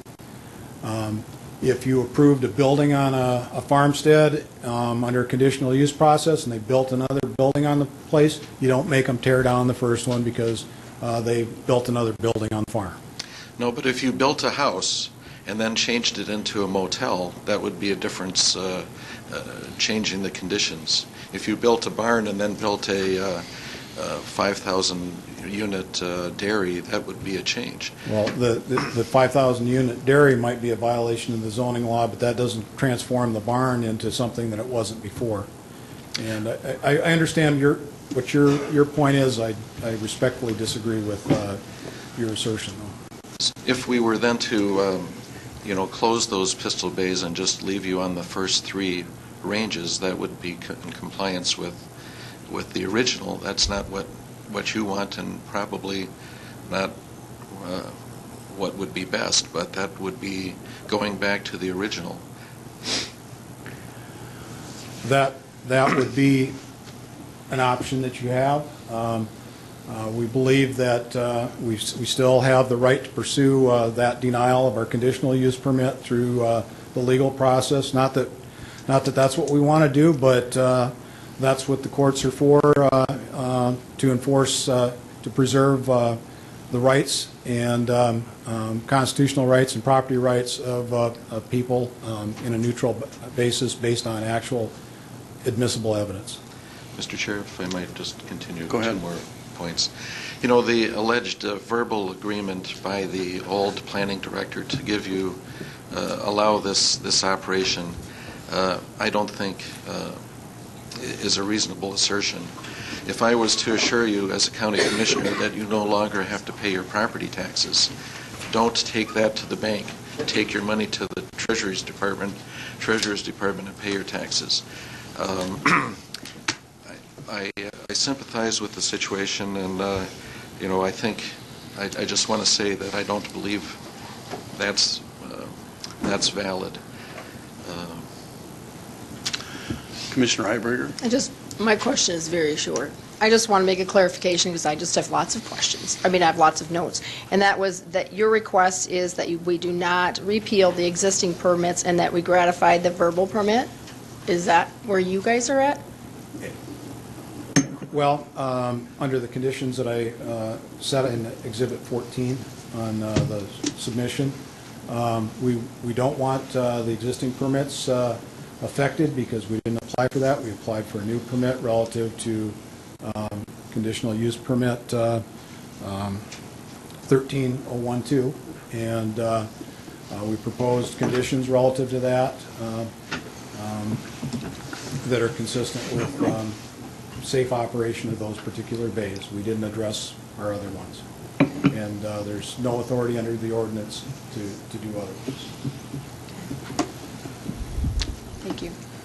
Any other? Commissioner Peckus? Well, I just wanted to respond to Jeff's question, and I guess I am exactly the opposite of where Jeff is. I think that if you get an answer from a bureaucrat or somebody in a position of authority, any one of our citizens should be able to rely on that statement and actually put that forward as a potential defense. In fact, It's established under case law called entrapment by estoppel, and any one of you can look it up under case law. But, well, without getting too legal on that, I do think that when you talk to anybody in government, you ought to get a straight answer, and I think our citizens ought to be able to rely on that answer. That's why I think we need to be careful with what we say at this particular table to individuals. I guess the question I have is, looking at those particular bays, the tactical bays, that's what you originally made your application for, correct? Correct.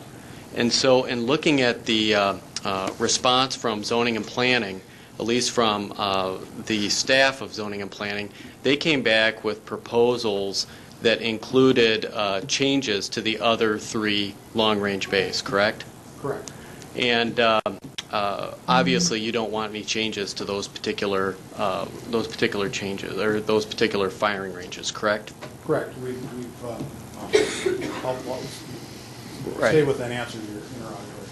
And so obviously, as far as your interpretation, we do have the legal authority to consider the short-range tactical bays.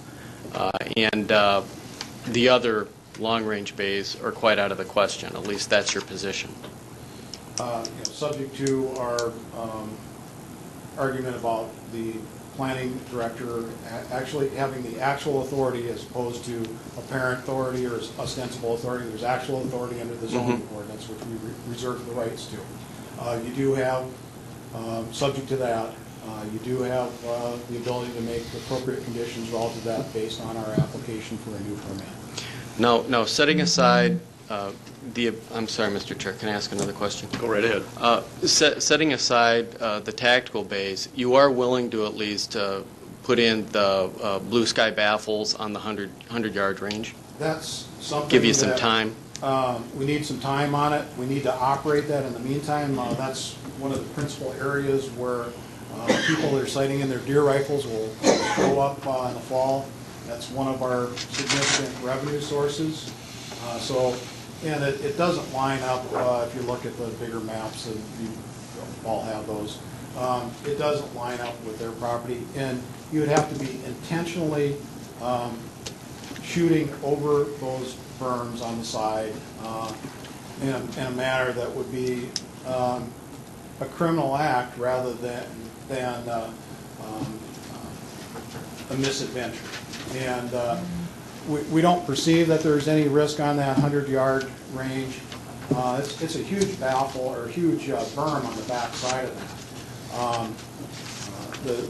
The scale of the pictures doesn't really show it. Those target frames, which are about this big compared to that, are 6 feet tall.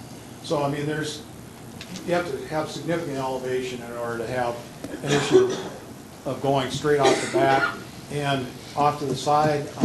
In the absence of an intentional act that could happen on the street, on the road, on the driveway to the farm next to us, there's really no issue.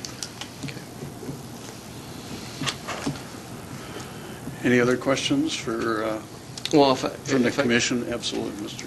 Beckes. The fact that the state of South Dakota implemented this new emergency procedure, and it looks like one of the lines that were underscored saying, however, if the usage or design of a range, that obviously is one of the reasons why you'd probably consider putting the baffles on the 100-yard range. Well, we have always sought safety. I mean, that's right. As an accommodation to the neighbors and to progressively make the range more safe, we would do the baffles if we have a reasonable time without the closure. We don't think it can be commanded, but we're willing to do that just because we want to make things safe. For example, on the 50-yard range, in addition to the baffling, we've added some additional smaller sand areas to further absorb projectiles, even though that wasn't something that was contemplated, just because we don't want any issues. We've changed the lighting for ceasefires. Everything that we work towards is to make it safe. Thank you, Mr. Haverhill. Thank you very much for your time. Thank you. Mr. Chair, if you don't have questions, I still would chat on. Correct. Do you have some? No, I'll wait till the end. Well, I just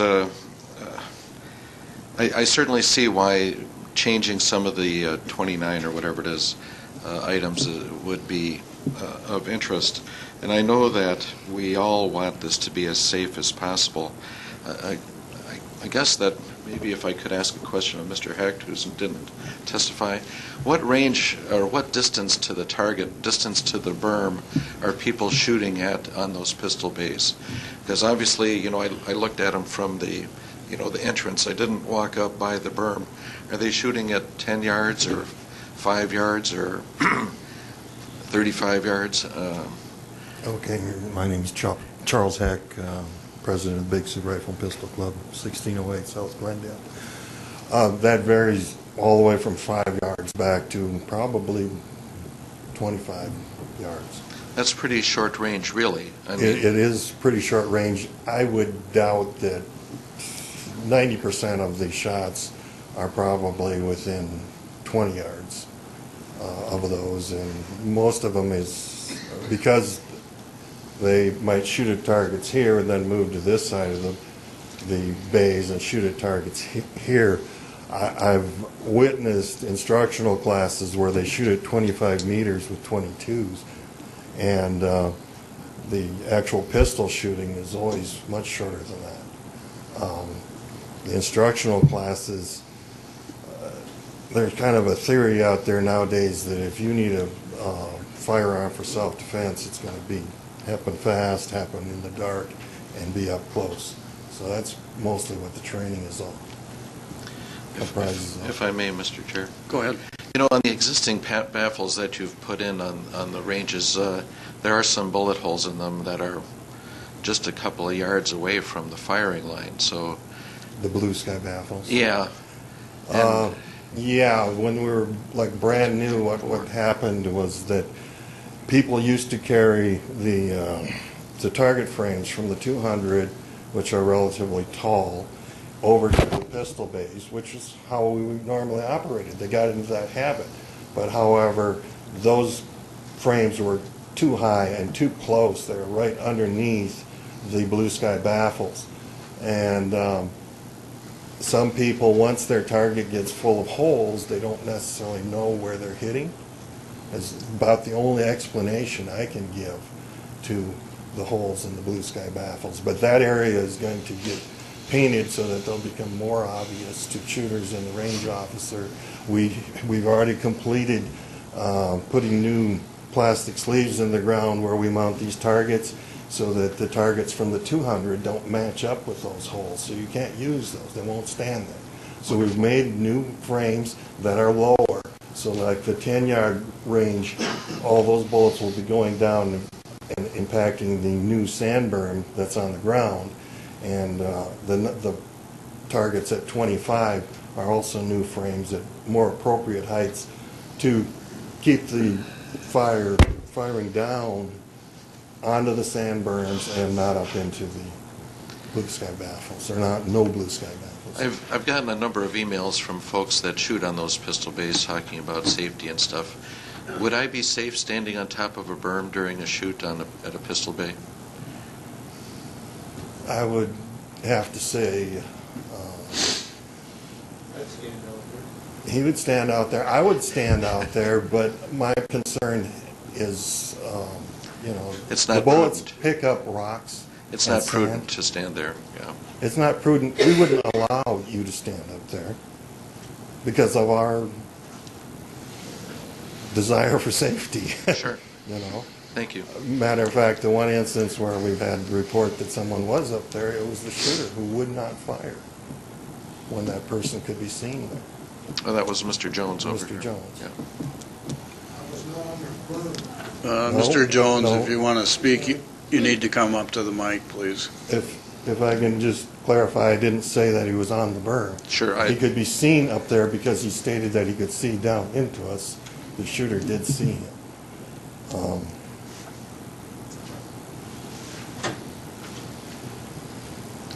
Thank you, Mr. Chair. You're welcome. Mr. Jones, do you want to say something? I didn't want to cut you off, but we also have duplicate conversations going on. Yeah, I'm Keith Jones. I live at 25968 483rd Avenue in Brandon. I live just west of the existing range. I was right above Bay 4. I was about 30 feet on our property. They were shooting in Bay 1, which is shooting away from me. And I was sitting on my four-wheeler. I never got off. And I had the 2 range officers come over and tell me that I had to leave because I might get hit with a ricochet. I mean, they're shooting southeast and I'm northwest of them. If it's so safe, then why did I have to leave off our own property? I mean, that don't make sense to me. Okay, thank you. That's all I gotta say. Other questions? What I would like to do is ask our state's attorney to make some comments about our legal responsibilities and choices, if you would. So, Kirsten, if you would give us some comments. All right, thank you. I guess, I'm just going to give you a legal perspective on what I feel the issues are at this point. I'm basically going to make a recommendation. Obviously, it's up to you in light of how I see the legal issues playing out. Obviously, it's up to you, but I'll just give you some of my concerns and why that recommendation that I would make legally, at least to the legal issues, applies here. I've listened to everybody's presentations many times. I've been at all of these meetings, reviewed everyone's submissions that you've given, and did my own research, given it a lot of considerations. And I guess from listening to the presentations today, I think it's fair to say that the Big Sioux Gun Range indicates that it doesn't view its prior permits as being superseded in any way, no matter what action you take on this conditional use permit. I'm hearing that they want them to be subsumed. In other words, the 1981 permits prior to this. And I guess that leaves open the possibility that they view that their conduct need not be governed exclusively by this new permit if it is adopted. And without that agreement here, I guess, I think there's a significant legal question as to whether this new conditional use permit is effective. They've mentioned some issues with the procedural steps that have been taken that I think is a concern. This new conditional use permit was submitted on December 28th, I believe, of 2012, the one that's before you today. I know there's been some citation with the old conditional use permit ordinance that allows consideration of a revocation or an upholding versus this new conditional use ordinance permit that allows for these modifications and reviews that have been talked about today. The new ordinance allows for that revision and modification. The old doesn't. The old requires consideration of the revocation only, and that's only if there's a finding made that the conditional use permit currently sitting has been violated. So I guess in light of all those statements and all the submissions today, my legal recommendation, out of concern with all these different conditions being out there and the legal authority which should adopt them kind of being up in the air, frankly, I would recommend today that you deny this conditional use permit in its entirety, actually. Send the matter back to the Planning and Zoning Commission on the original permits with the instruction to determine whether the original permits were violated, because I believe the old ordinance still governs this question. And only if there's a violation of the old ordinance can the Planning and Zoning Commission either elect to uphold it or they can completely revoke it. And that's, I guess, where I see the legal authority at this point. I know that a lot of parties have put in a lot of work on this. I know Planning and Zoning staff has done a lot on this. But the statements made today and looking at the ordinances and the timing in which all these applications were brought in relation to when these ordinances were adopted, I think that's the appropriate legal posture here.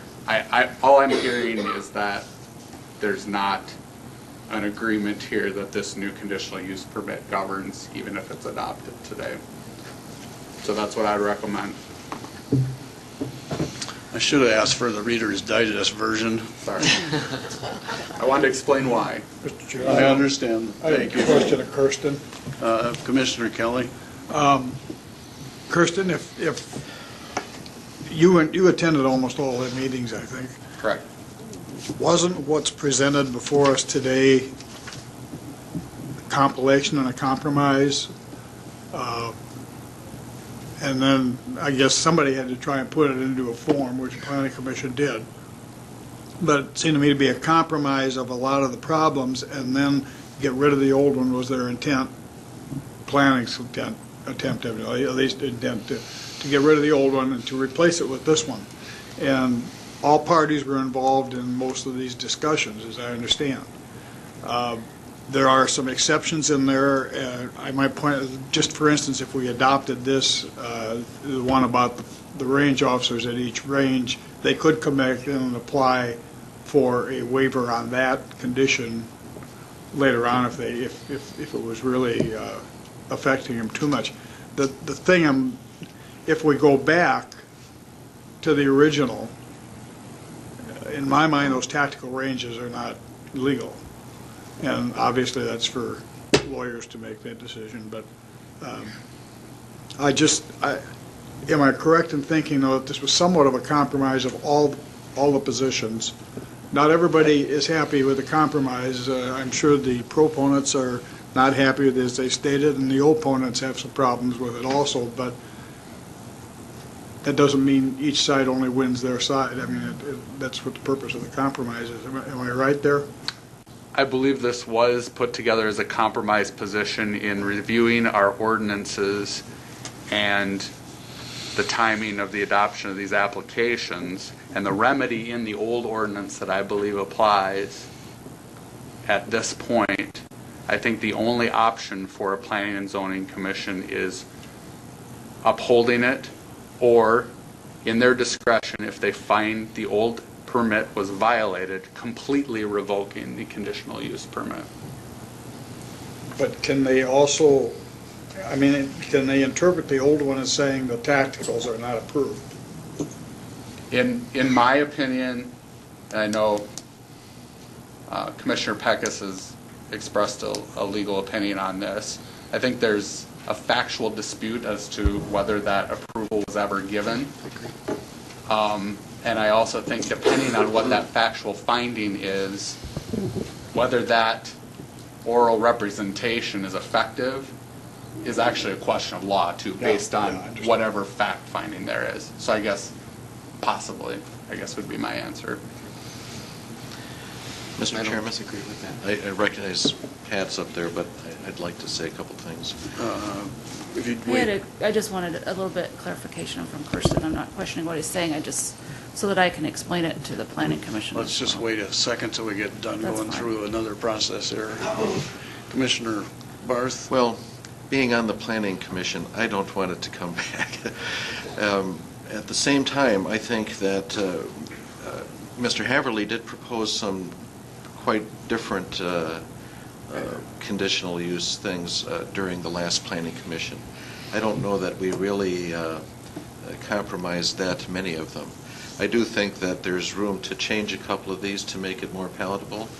And I think that whatever happens, if the range continues to operate, it'll probably be one of the safest ranges in the country. But I think we should try to make the tweaks to this that we could live with, and that means for the neighbors as well.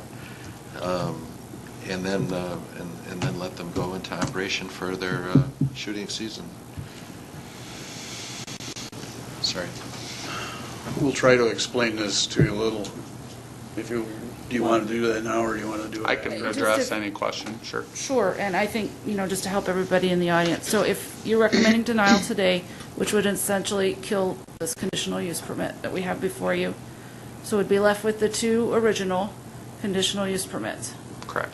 Standing, which would then mean the technical bays, which were not part of those original permits,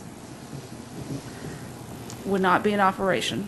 That's based on the written records that we have. Now, whether there's an argument is... And I can say, I guess now the Honorable Mr. Swanson had me call Dave Queel and ask him about that, and he did say for the record that he had no knowledge of giving them approval of that. And they say it's the planning director. Whether it was assistant director at the time, I don't know. But and so then we'd be starting over with the two original conditional use permits, whether they had violation of those permits. Correct. And at that point, we would be under the old ordinance or the new ordinance? The old ordinance, I believe. Even though we're starting over. Based on the state of the ordinance at the time the original permits were enacted, I do believe that the Big Sioux gun proponents have some basis of argument in statute that that ordinance would continue to apply. Also, the fact of the matter is that the original permits, the appeal process that was engaged in during consideration of those original permits when it came to the full commission and then back. The first time, yeah. The old ordinance was still in effect, and I believe it still applies. That allows for upholding it or complete revocation. And that's because the process started under the old ordinance? Correct. Okay, perfect. Thank you. You cleared it up. But that's only if you Yes. deny this, and that is up to you. I will caution that I think the legal issues are very complex if we adopt another conditional use permit on top of the other ones, and there's some confusion and lack of clarity as to what particular conditions continue to apply, are revoked, whatever. I think there's some questions out there about that. So, Thank you, Kirsten. Other comments, questions? Commissioner Barth? I'd ask Mrs. Valnes if there's any conditions that she would change of the 26 proposed and any that need to be added or whatever.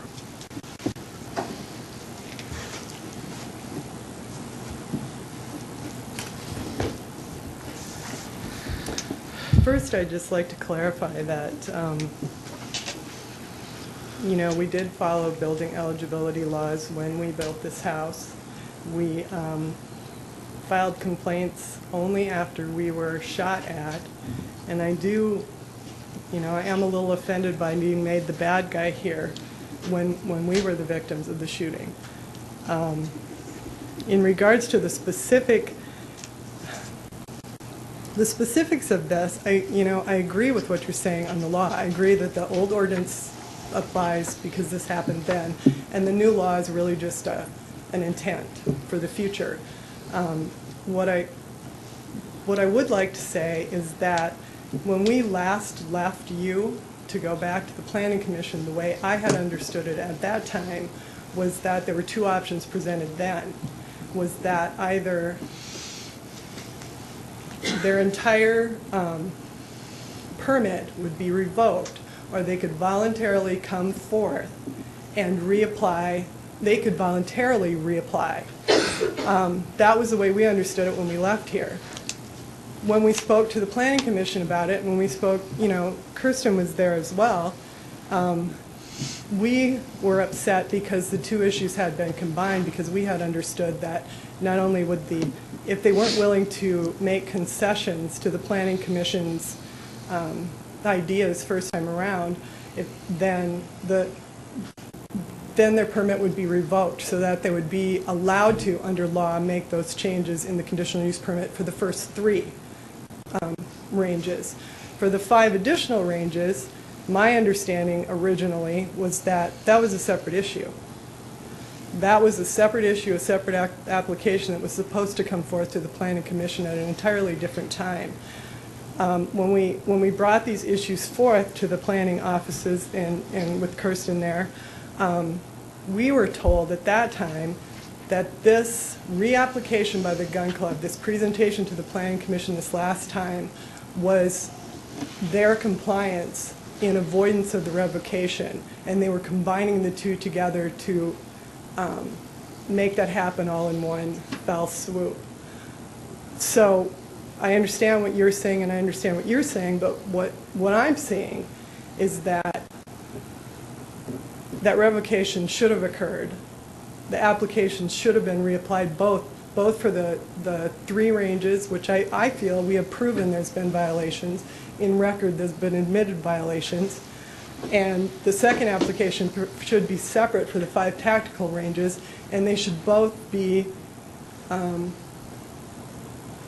treated as new applications.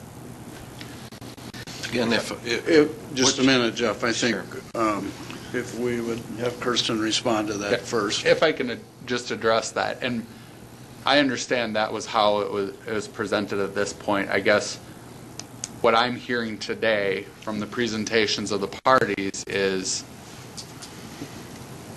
this consolidated permit is not agreed that it's taking the place of anything from the parties. And because of that, I think if they've voluntarily elected not to consider it on that basis, we follow what the old ordinance says to the letter.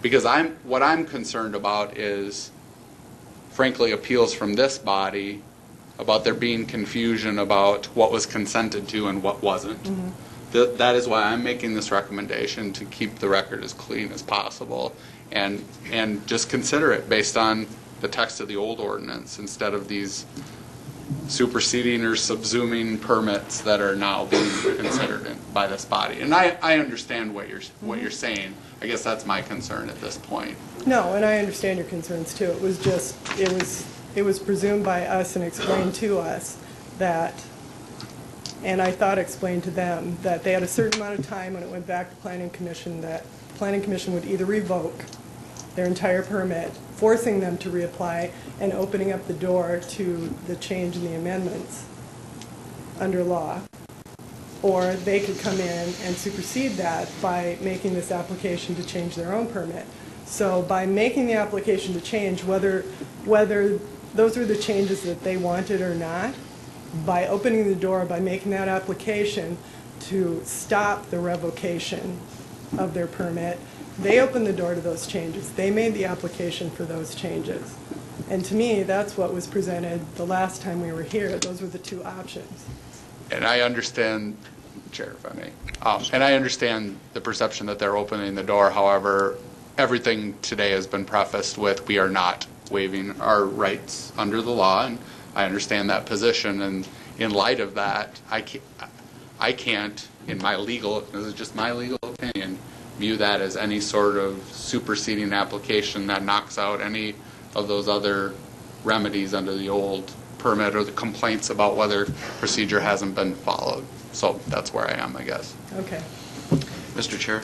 So Yes. my original question, though, was of the 26 conditions that have been put forward, do you agree with them, or are there other things that should be put as conditions? I think for the most part we agreed with them. Our primary concern at this point is the 5 tactical ranges, simply because I feel like they were sort of slid in the back door, and there really are no... The tactical ranges are a whole different breed. You know, this is not just standard shooting target practice. These are running and dodging and jumping and climbing while you're shooting a gun, and any sorts of guns. And so if you look at that area, the only protections that they have in place are these 10-foot berms. Well, it doesn't take, you know, just a little bit of a jerk and you're over that berm and on somebody's land. And it's not just us. You know, they mentioned the gravel pit. Well, we have a letter that's been presented to you several times from the gravel pit backing us because they're concerned for their employees. Keith Jones is one of their employees who lives right there. Historically, you have other people who live close to the ranges. Ikley is one in particular. So is there another condition that you'd like to see on those pistol ranges? I would, well, as I said in my statement, I feel like those ranges, with the sort of activities that are occurring there, need to be presented and applied for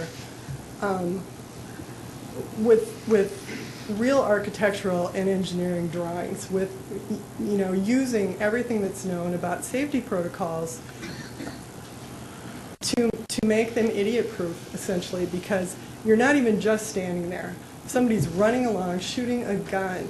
If there's not a baffle, if there's not, you know, other... The NRA Gun Club book just has, they have solutions for every possible scenario that they recommend in this book, whether it's for tactical ranges, just target practices, whatever it might be, location of your neighbors, how close the whole neighborhood is to you. If they could get a design, an approved design, a real blueprint, not just a drawing or just, a global map like this, a real design that says this is what we're doing and this is how we're going to protect you. And not just protect us, protect everyone around them. Then we would be comfortable with that. Thank you. One question I have, Kelly, if I might, if everybody else is done with questions, is the alleged bullet that came from the gun range that almost hit your son. Mm-hmm. Do you think that came from the tactical range or the 100, 250 yard range with the baffles? I don't know that I can comment to that. Okay. So you're not sure where it came? We've never been allowed to see the police reports. I mean, the police officer spoke to us, they spoke to them. There is a police report, there is the bullet, there is all those things. And anything I would say would just be a guess. Speculation. Yes. Okay, thank you. I appreciate your time. Thank you. Finally, I guess, Mr. Chair, I'd like to ask maybe Mr. Haverly or Sertska if there are conditions that they would change or want to add, and which ones they are. I know that they've mentioned number 4, number 8.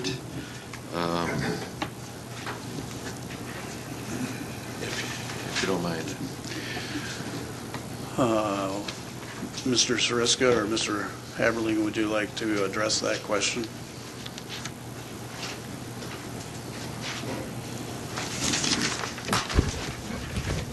First of all, we object to any that purport to modify the operational or construction requirements on the 100, 250 yard ranges.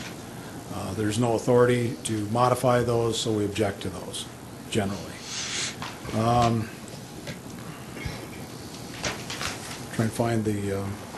Well, number 4 is the range officer shall be present on each active firing line at all times. Range officer shall be present with each active shooter. Jeff, I think we need to let them answer the question. Okay. Yeah, I just thought he was looking for the text. And, unfortunately, If you'd like a copy of it, I got tons of paper. I think I have it here, the February 25th. Agree with number 1. We agree with number 2. As modified by the one that I wrote up, I agree with number 3. Number 4, as modified so that it requires a range officer on the short range bays for each bay that's active. We agree with that. As it relates to the 50, 100, and 200, we're willing to have a separate range officer for the combination of those 3. We disagree with number 7, which is the baffles on the 100 unless we're given the permission to have the range, or unless the range remains open and we're given a reasonable time to put that up. I guess that's 7, 8, 9. 10, if you look at my proposed resolution, I really debated about that, but if there's some conclusive proof that a bullet escapes those ranges, we're willing to look at additional conditions, baffling or safety conditions relative to the short ones. Number 11, those 10-foot berms have existed for the entire time that the short-range bays have been used, so we don't object to that. 12, 13, we agree to having the same operational days that we have on the existing permits. 14, based on the sunset, or 8 a.m. to sunset, we couldn't shoot in the dark anyway, and we're fine with that. Number 15, given the fact that the planning people took it upon themselves to do a review and impose additional conditions without any authority.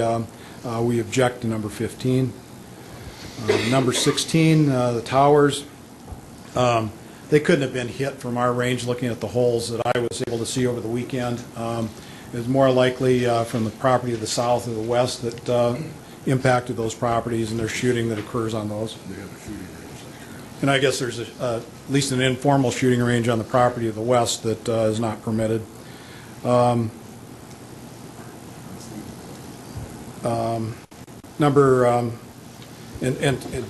So therefore we object to that. We also object to something that applies to something that we ordinarily wouldn't do, like we won't crash any airplanes into the Twin Towers in New York City either. We're agreeable to number 17, and that's included in one of the conditions that I had in my proposed resolution that, as modified, that make it more clear. We have gates, and we're more than happy to use those. Number 18, we're willing to keep our stuff inside. Number 19, we have a restroom. Number 20, we're agreeable to that. The lighting, we've got a yard light out there, like a farm yard light, and I think this is just surplus. I don't think the planning people add any value by just layering on existing rules and regulations that exist independent of the conditional use process.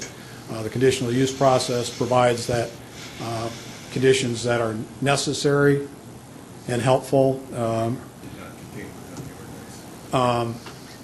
not already in the ordinance are conditions that should be applied, not recitation of all the ordinances that Minnehaha County has. So we get sort of a problem with that. Parking, same thing, 22. 23, that's in one of my proposed conditions, that we aren't going to have any wrecked cars out there. 24, 25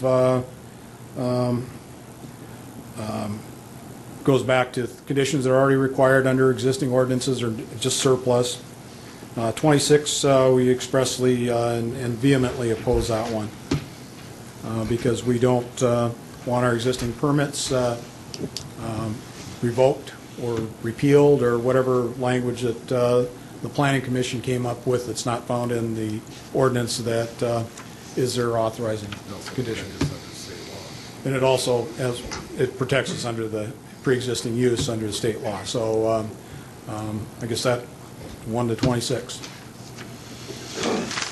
And I guess I would urge you to grant our conditional use permit under conditions that are reasonable and appropriate as indicated in my proposed resolution.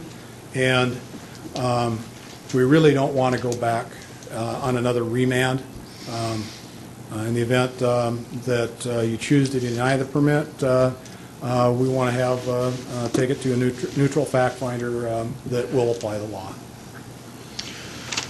Thank you, John. And I'm going to try to summarize what you just said, but you're suggesting that I think, if I can reiterate, that 7, 8, 9 you agree to if you are given reasonable time. Correct? We'll build 100 Derek Baffle, Mr. Vandergut. We'll give the time to do it if we can compromise and agree on everything. Thank you. We're willing to do that, but we spent all our money. This is, for the record, this is Don's first bid. We spent all our money doing the remedial measures already, and we need to make more money in order to finish the project, which we want to do. Well, I hate to destroy your career, but we don't want to spend a lot of money on legal fees either. So the issue is I'd love to get this at least partially completed today, regardless of what other attorneys have to say. It'll be appealed. Mr. Vandergut, Mr. Haverty and I are doing this pro bono for our club. It's awesome. We appreciate what this club does for the public and for Minnehaha County. Thank you. I'm glad you're doing that. But we also have some investment here. And then 15, 16, 21, and 26, you're basically wanting to eliminate those four, correct? 15, 16, 21, and 26. That was my notes. Yeah. Is that what you heard?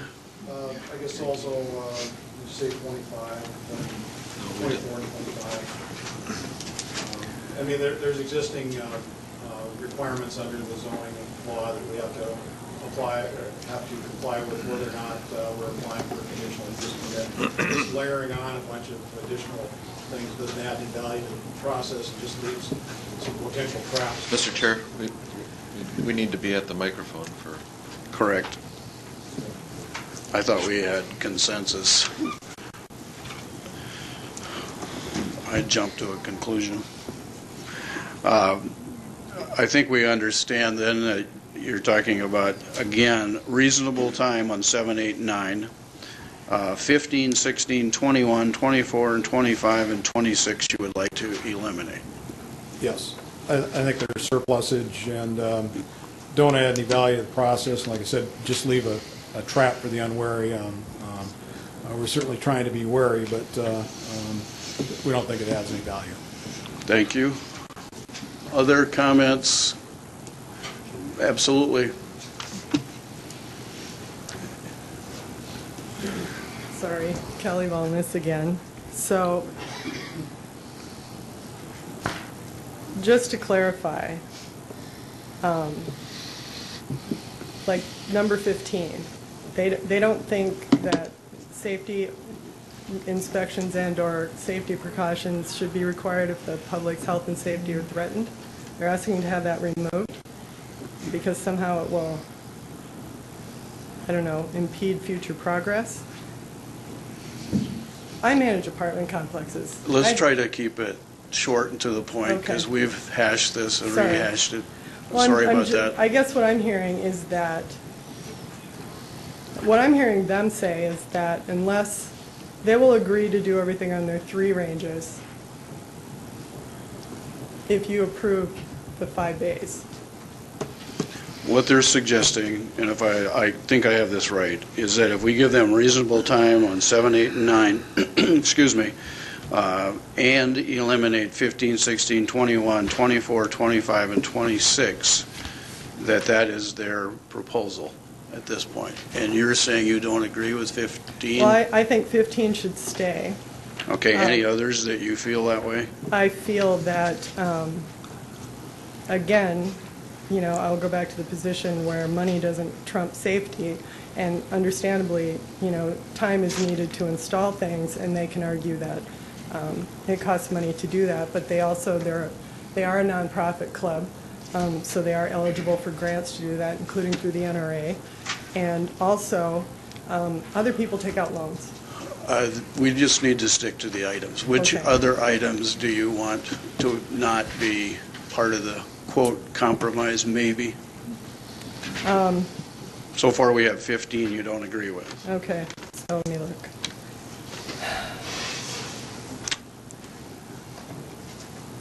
I'm just going to go down them like they did, I guess. Number 1, we don't have a problem with the 3. They agree with everything except these exceptions, so let's not redo that. I'm sorry, but we've already redone that. How about 7, 8, and 9? Do you agree with that with a reasonable time frame? I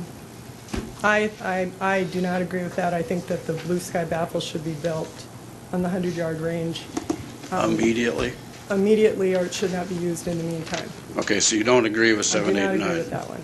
How about 15? That one you didn't agree with. How about 16? 16.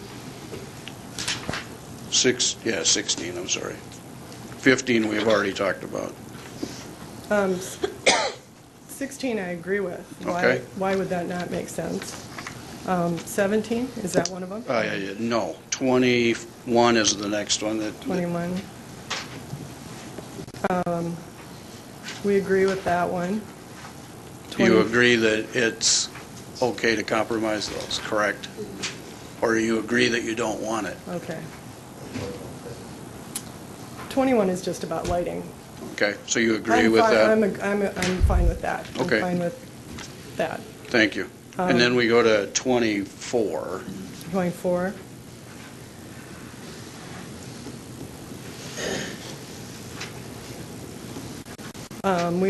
We would agree with number 24. Okay, thank you. 25,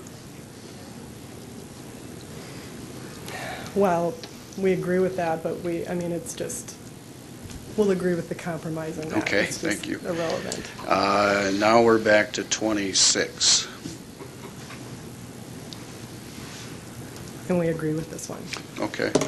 Excuse me, Mr. Chair, I'm confused on what, are you agreeing with the written, or are you agreeing with the Yeah, I soup? know that's confusing. Huh?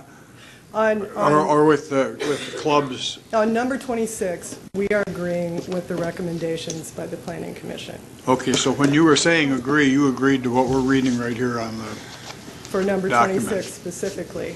Okay. For like 21, 22, 23, 24, the ones that are, signage and parking and all of those things that would be irrelevant to safety, we're agreeing with their compromise. okay. Now I'm confused. Oh, Yeah. To be blunt, I think we were talking about, they had said to eliminate those. right. So ones? to eliminate 15, 16, 21, 24, 25, and 26. Okay, 15 we would like to keep. Okay.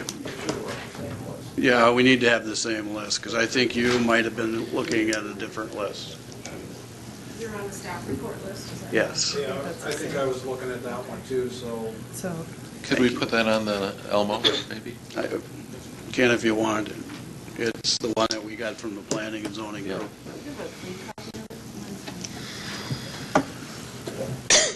okay.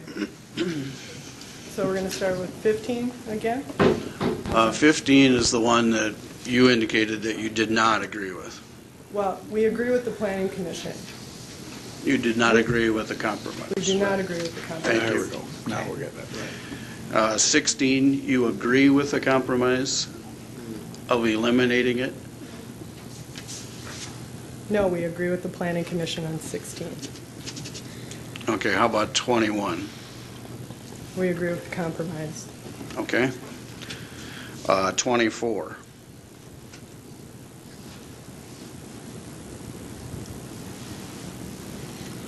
We agree with the Planning Commission.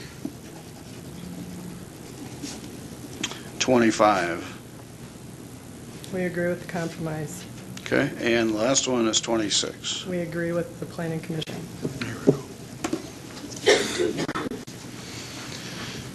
Okay, and 7, 8, and 9 you agree with a reasonable time frame or not?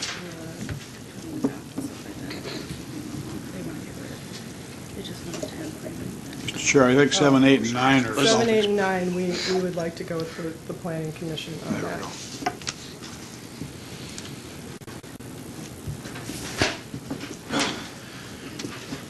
Okay, All right. Thank you. thank you. Chair. Just raise one last one on the requiring a schedule by March 1. Obviously, it's impossible at this point to even comply with the March 1 thing, and I think it's unreasonable to expect that we have our whole year planned at that point. That was number 13. 13. Yeah. Pat Herman with the Planning Department, and I just want to make sure that when you're looking at these commissioners, that you did understand that number 8, the Planning Commission had said they were not supposed to use the 100-yard range until they put the baffles up. So I just wanted you to be aware that was in there if you're going to remove it. I just didn't want there to be confusion on that. And the only thing that we are questioning is the number 6 on the combining the different conditional use permits. We're a little confused now how we are going to enforce what's been rewritten and still have the other conditional use permits on the record. And I do understand what John said about concern that we wouldn't recognize that this was out there since 81, but that still stands, that it's been there since 81. I mean, there's no question on that point of it. But I'm just trying to make it worse for you. You are. You know? You've done a good I job. mean, I understand the operational ones, and some of those were put in there just to point out that, hey, you need to be aware because you didn't get a building permit for one of the buildings and stuff, but those will still be enforced one way or the other. That's fine, so. Okay, I understand. Mr. Chair, Commissioner Kelly? does does 26 repeal the previous one? Yes. It basically repeals and combines everything into So this the new confusion permit. would not exist if we adopted as it's written right now. We would be under That repeals one- the old one yep. and institutes a new one. We'd be under one operating conditional use Thank you. permit, which is the one before you. Commissioner But Pecos? but as Kirsten indicated, that probably wouldn't survive judicial scrutiny. That's kind of what I heard, too. Well, I think we've had enough testimony. Okay, I I'd think like to we're make a motion. getting to a point where everybody is probably as confused as they could possibly be at this point. Kirsten, do you have any other legal comments before we move ahead? I think I said more than the Reader's Digest version last time, so. Thank you. Now I would entertain a motion. Motion Commissioner Kelly. to approve the conditional use permit as submitted by the Planning Commission. Do we have a second? Do we have a second to approve? Motion dies for a lack of a second. Do we have any other motions? Mr. Chair, Commissioner Pecos? I'll take a stab at a motion. I'm going to make a motion to approve the request on the short-range firing bays as the application was submitted by the Big Sioux Rifle and Pistol Club, with the exceptions of what they pointed out with 7, 8, and 9. I believe also 13, 15, 16, 21, 24, 25, and 26 being eliminated for clarity of the record. I also am going to make a motion that... Wait a minute, you can't make two motions. It's the same motion. It's part of the same motion. Okay, thank you. Dick, don't get us confused. I also want to make sure that the 100-yard rifle range does stay closed until the baffles are put up. I know that's referenced already, but I want it to be in the motion for clarity. And I also want to include, as part of this motion, that the other previous conditional use permits are not affected by the approval of the tactical range for clarity of the record. I also want to recognize in the motion that there is a new state statute that specifically governs usage and design, which does potentially affect the Big Sioux Gun and Rifle Range, depending on how this new statute is going to be applied. That's my motion. There's no way in heck I can try to repeat that, but I'm going to try, or I'll have Cindy Well, try. I think you can, Gerald. Thanks. John, I want to make sure I've got the right numbers here because Right. I can't. I've got it. Okay. I took a stab at it. 7, 8, and 9, 13, 15, 16, 21, 24, 25, and 26 will be eliminated. Right. The baffles will remain closed until the 100. ranges will remain closed until the baffles are installed 100 On the yards. 100 yard. on the 100 yards. All previous permits will stay in effect, and that we will recognize state statutes. They're cautioned that they have as to cautioned. recognize usage, design, potentially subjects the Big Sioux Rifle and Pistol Club to an injunction. Okay, I think we have it, but I need a second. I'll second for discussion. Thank you. Mr. Commissioner. Oh, sorry, go ahead. Well, I have a Commissioner question. Kelly. I have a question of John. You're taking out 7, 8, and 9, and yet you're saying, but we want to have 7 is the baffles on the 100-yard range. Right. 8 is the range will remain closed. So we don't want to eliminate those, do we? No, I just brought emphasis to it. That's all. On 7, 8, and 9, those were eliminated, but they also said that they'd be willing to put up baffles on the 100-yard. You heard what they said at the podium. I'm just looking at what's written down. It's the only thing I can make any sense of. All right, you answered my question. Commissioner Barth? Well, I guess that was my question too, is, are we going to have the 100-yard range closed until that baffles are installed? Are we going to install those baffles? My motion was that it would stay closed until they install the baffles. Okay. So On the 100-yard range. Right, so isn't that the same as leaving 7, 8 in there? They asked for it to be removed, but at the podium they said that they'd be willing to do that, but the issue was money at this point. I believe they also said 2015, but I didn't raise that date in my motion.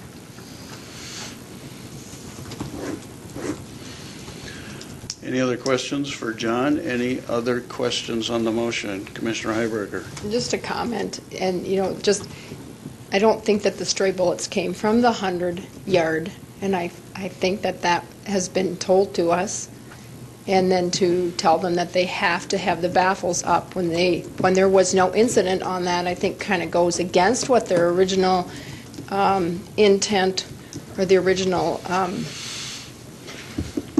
planning and zoning were, that there haven't been any problems on the 100-yard, and so I have problem with that particular one thing. They've offered to put them up. No one else is coming forward with money from them. None of the neighbors have said, we'll help you put money towards these baffles that we want put up. And so that's the one thing I have a problem with everything you just said. May I respond? Commissioner Peckus? You're absolutely right, and I wouldn't normally put that in there, other than the fact that they said they were going to try to do it, and they actually gave a date of 2015. But the real cause and concern is that they talk about usage and design of this range would constitute an injunction now under state law with this emergency application. Okay. And I have no doubt that the parties here, if we approve this, they're going to wind up in court. Okay. If they put up the baffles, they're now designing it to bring it in compliance with 211028, which is what is out there. And I just want to make it very easy for all the parties, including the court, to look at this thing and saying they've done what they need to do to try to make it safe. That's all. Thanks, John. Other questions? Commissioner Kelly?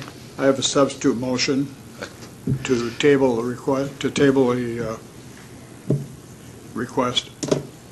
We have a motion to table the request. Is there a second?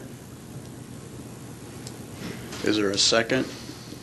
Motion dies for lack of a second. We're back to the original amended motion. Mr. Chair. Commissioner Barr. John, I understand your concern on the 100-yard range. At the same time, it seems to me that the bar method plus the increased scrutiny that safety is going to be having at the gun range means that they could operate it safely. I don't think they would let me out there sighting in my rifle without supervision until I'd already proven myself on the 200 or something. And I think that it could operate safely. I think with the concerns that have been brought up, that I suspect that they will be severely towing the line on every safety aspect that they can conceive of. And so I think that potentially there is room to allow them to continue to operate that until they can expeditiously install the baffles on that. Other questions, Commissioner Peckus? Well, I just want to be very clear that there's nothing in the prior conditional use permits that require any baffles on any one of these long-range rifle ranges. That's true. And the fact that they erected them, gratis on their part, but exhausting all their funds, was an attempt on their part to try to remediate, at least from what we heard today, remediate the potential dangers. And so I want to acknowledge that. But what I also want to understand is that at the podium today, they indicated that they're going to try to erect those baffles on the 100-yard range. And I want to make it clear in the record that they undertook that potential compromise position, because right now, if we look at those previous conditional use permits, nothing requires those baffles to be on there. And so I just wanted to make that part of the motion. Now, reality is that I do believe that this is most likely going to court, And I do think that I want to make it very easy for our council, as well as for the court and the parties involved, that there was this potential compromise position. If they don't want to put baffles on their 100 yards, I think if you look at their old conditional use permits, which are still operating, they don't have to. And so the question is going to be whether or not the court's going to look at 21, 10, 28 and say the design of that range and the usage, according to the judge's interpretation, is going to require them to put up baffles. And I think that we could save a whole lot of money and a whole lot of court time if we just said that what they said here is that they're going to put up baffles there. That's what they said at the podium today. So I'm not making it part of that conditional use permit. Other questions or comments? Well, before we vote. Commissioner Kelly? I'm not going to support the motion. I think we're just kind of, we might as well be back to the original conditional use permit and let the thing be resolved on the shooting ranges. I think this just kind of emasculates everything that was done, and that's it. Other comments? Question for Commissioner Kelly. Go ahead. What was your plan on tabling it? Were you thinking we would continue to review this, or? Well, I believe the tabling sends it back to where it was before we started today, and that's the old conditional use permit.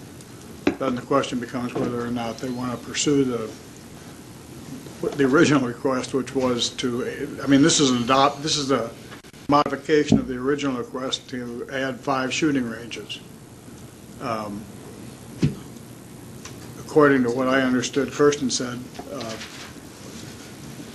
he suggested revoking or not doing this and letting it go back to where it was originally. Am I correct there, Kirsten? Basically, that it would put us back to where we were before the request was made? My recommendation that I spoke to isn't exactly the same as tabling it. Tabling it would keep the appeal here of this current permit rather than voting to adopt or deny it at this level. So actually tabling it here would keep it here on appeal posture. What sends it back to the Planning Commission?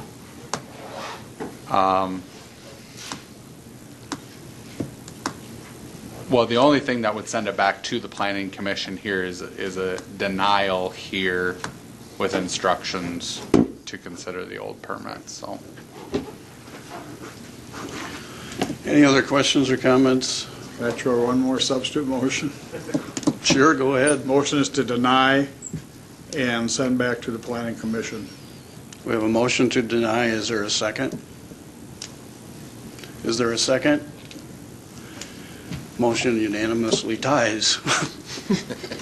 No, it just dies. It doesn't unanimously. I can do my own legal opinion. You know, if I might, just make a couple of comments as chair privilege, and then I'll ask for a vote. You know, I'm convinced we're not that far apart between the two parties. This is an incident that happened one time in 34 years. That's like driving down the interstate, somebody getting killed, and we close the interstate. That is not what either one wants to do. If you guys want to talk about this, I think that you're not really too far apart. I don't think it has to go to court. I do think the range can continue to operate. I do think you can feel comfortable after you have that conversation. I want that to happen. I think both of you really want to have the safest facility and the safest neighborhood you possibly can have. Emotions are part of this whole process. I understand that. I wish it was simpler, but I really think you guys can make a decision without us tabling it, denying it, or whatever, and we need to move on and to get you to do that. And hopefully you won't go to court. You'll get together and make it work. That's all I'll say. And with that, I'll call for a roll call vote, please. Commissioner Barth? Aye. Heiberger? Yes. Kelly? No. Peckus? Yes. Benega? Yes. Motion passes 4-1. Hopefully, if you need interpretation on what we just did, Watch the video. you can either watch the tape over again Or you can go to the planning and zoning and they'll try to give you their representation, or obviously talk to Kirsten in reference to the policy. And we frankly thank you for your time and your input. And I know it's been a lot of work for both sides, and hopefully you guys can come to a conclusion. Thank you very much for your time. Thank you. I think somebody turned the heat up in here too. I was freezing, but I didn't do it. Thank you. I'm glad that Thank you. heat got turned up. You? Thank you, thank you. Item, No, he turned it up because I was freezing. I was sitting there shivering. we need to finish the agenda, so we'll go to item 18. Item 18 is Commissioner liaison reports. If we could have the conversations kind of go on outside for a second. Thank you. Had an accident, but we're still in session, so I'm going to finish. Wait just a second, Ken, if you don't mind, to have them clear. I remember. Right. People are walking around 22 their shoes got wet and stuff. No. Wrecked my car, though. You wrecked your car. I think we're ready to continue. Ken, please, item 18. I'm sorry, I had a new business item. Okay, well, does anyone have any liaison reports? I would just quickly say that the museum is actually, the board was actually considering not accepting anything into their collections because they don't have room for it. Okay. They're going to whatever it is where they get rid of, there's a word for it, get rid of some stuff so they have more room. I noticed on the list was a couple of Ringer washing machines, which most of you are too young to remember. Okay, thank you. Any other liaison reports? Otherwise, we'll go to new business. Ken McFarland. Commissioners, I just wanted to give you an update on some of the activities that have gone on as a result of the storm. And I'm just going to read you a press release that was issued by the EOC here at 10:30. As of 9 a.m., the City of Sioux Falls and Minnehaha County have activated the Emergency Operations Center. The EOC will coordinate efforts to respond to issues related to the winter storm currently moving through the area. The EOC also serves as the information point for responding agencies and the general public. At this time, some of the most urgent issues crews are responding to include, within the City of Sioux Falls, multiple downed trees across the metro area. To report downed trees in the city, please call the Sioux Falls Street Department at 367-8255. Removing downed trees is a high priority at this time in order to clear streets prior to the expected snowfall later in the day. Also, sporadic power outages and downed power poles in the area. As of 10 a.m., Xcel Energy was reporting 4,000 customers without power.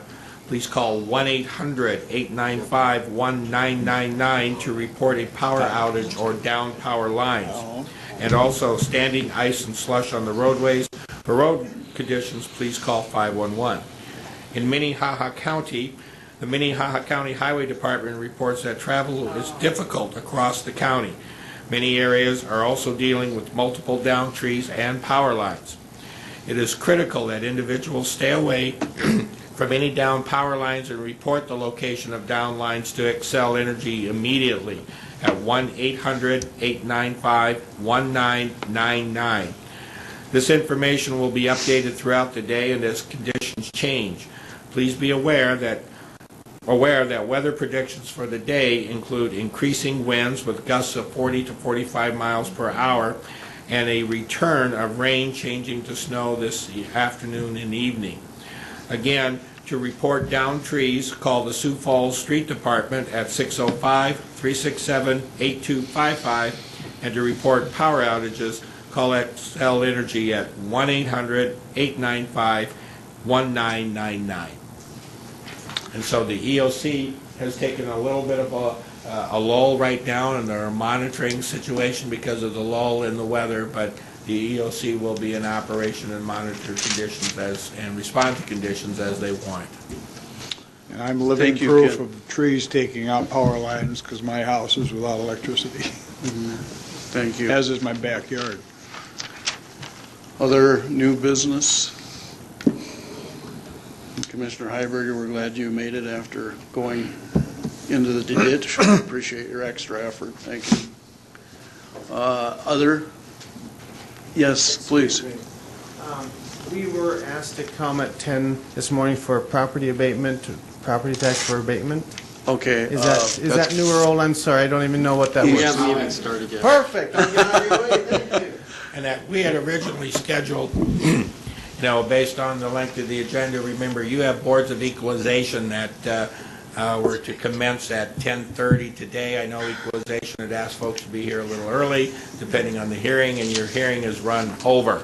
And that, so the one issue I wanted to talk to you, you were scheduled for an exec session for personnel. I have contacted HR to see if that could be delayed for a week, and there's no issue with doing that. So if you want to take a little bit of a break, and you'll have to adjourn as a board and reconvene as a Board of Equalization to consider some of the appeals and the tax exempt applications that are here for your consideration. Thank you, and we apologize for the length of the session, so to speak, before. It was hard to cut that off. Consider it a civics lesson. Move to adjourn. Any old business? No, we aren't there yet. If not, I'll move to adjourn. entertain a motion to adjourn, and that will reconvene as the Board of Equalization in 5 minutes. Move to So adjourn. moved. Second. Those in favor say aye. Aye. Opposed, same sign. Motion passes unanimously. We'll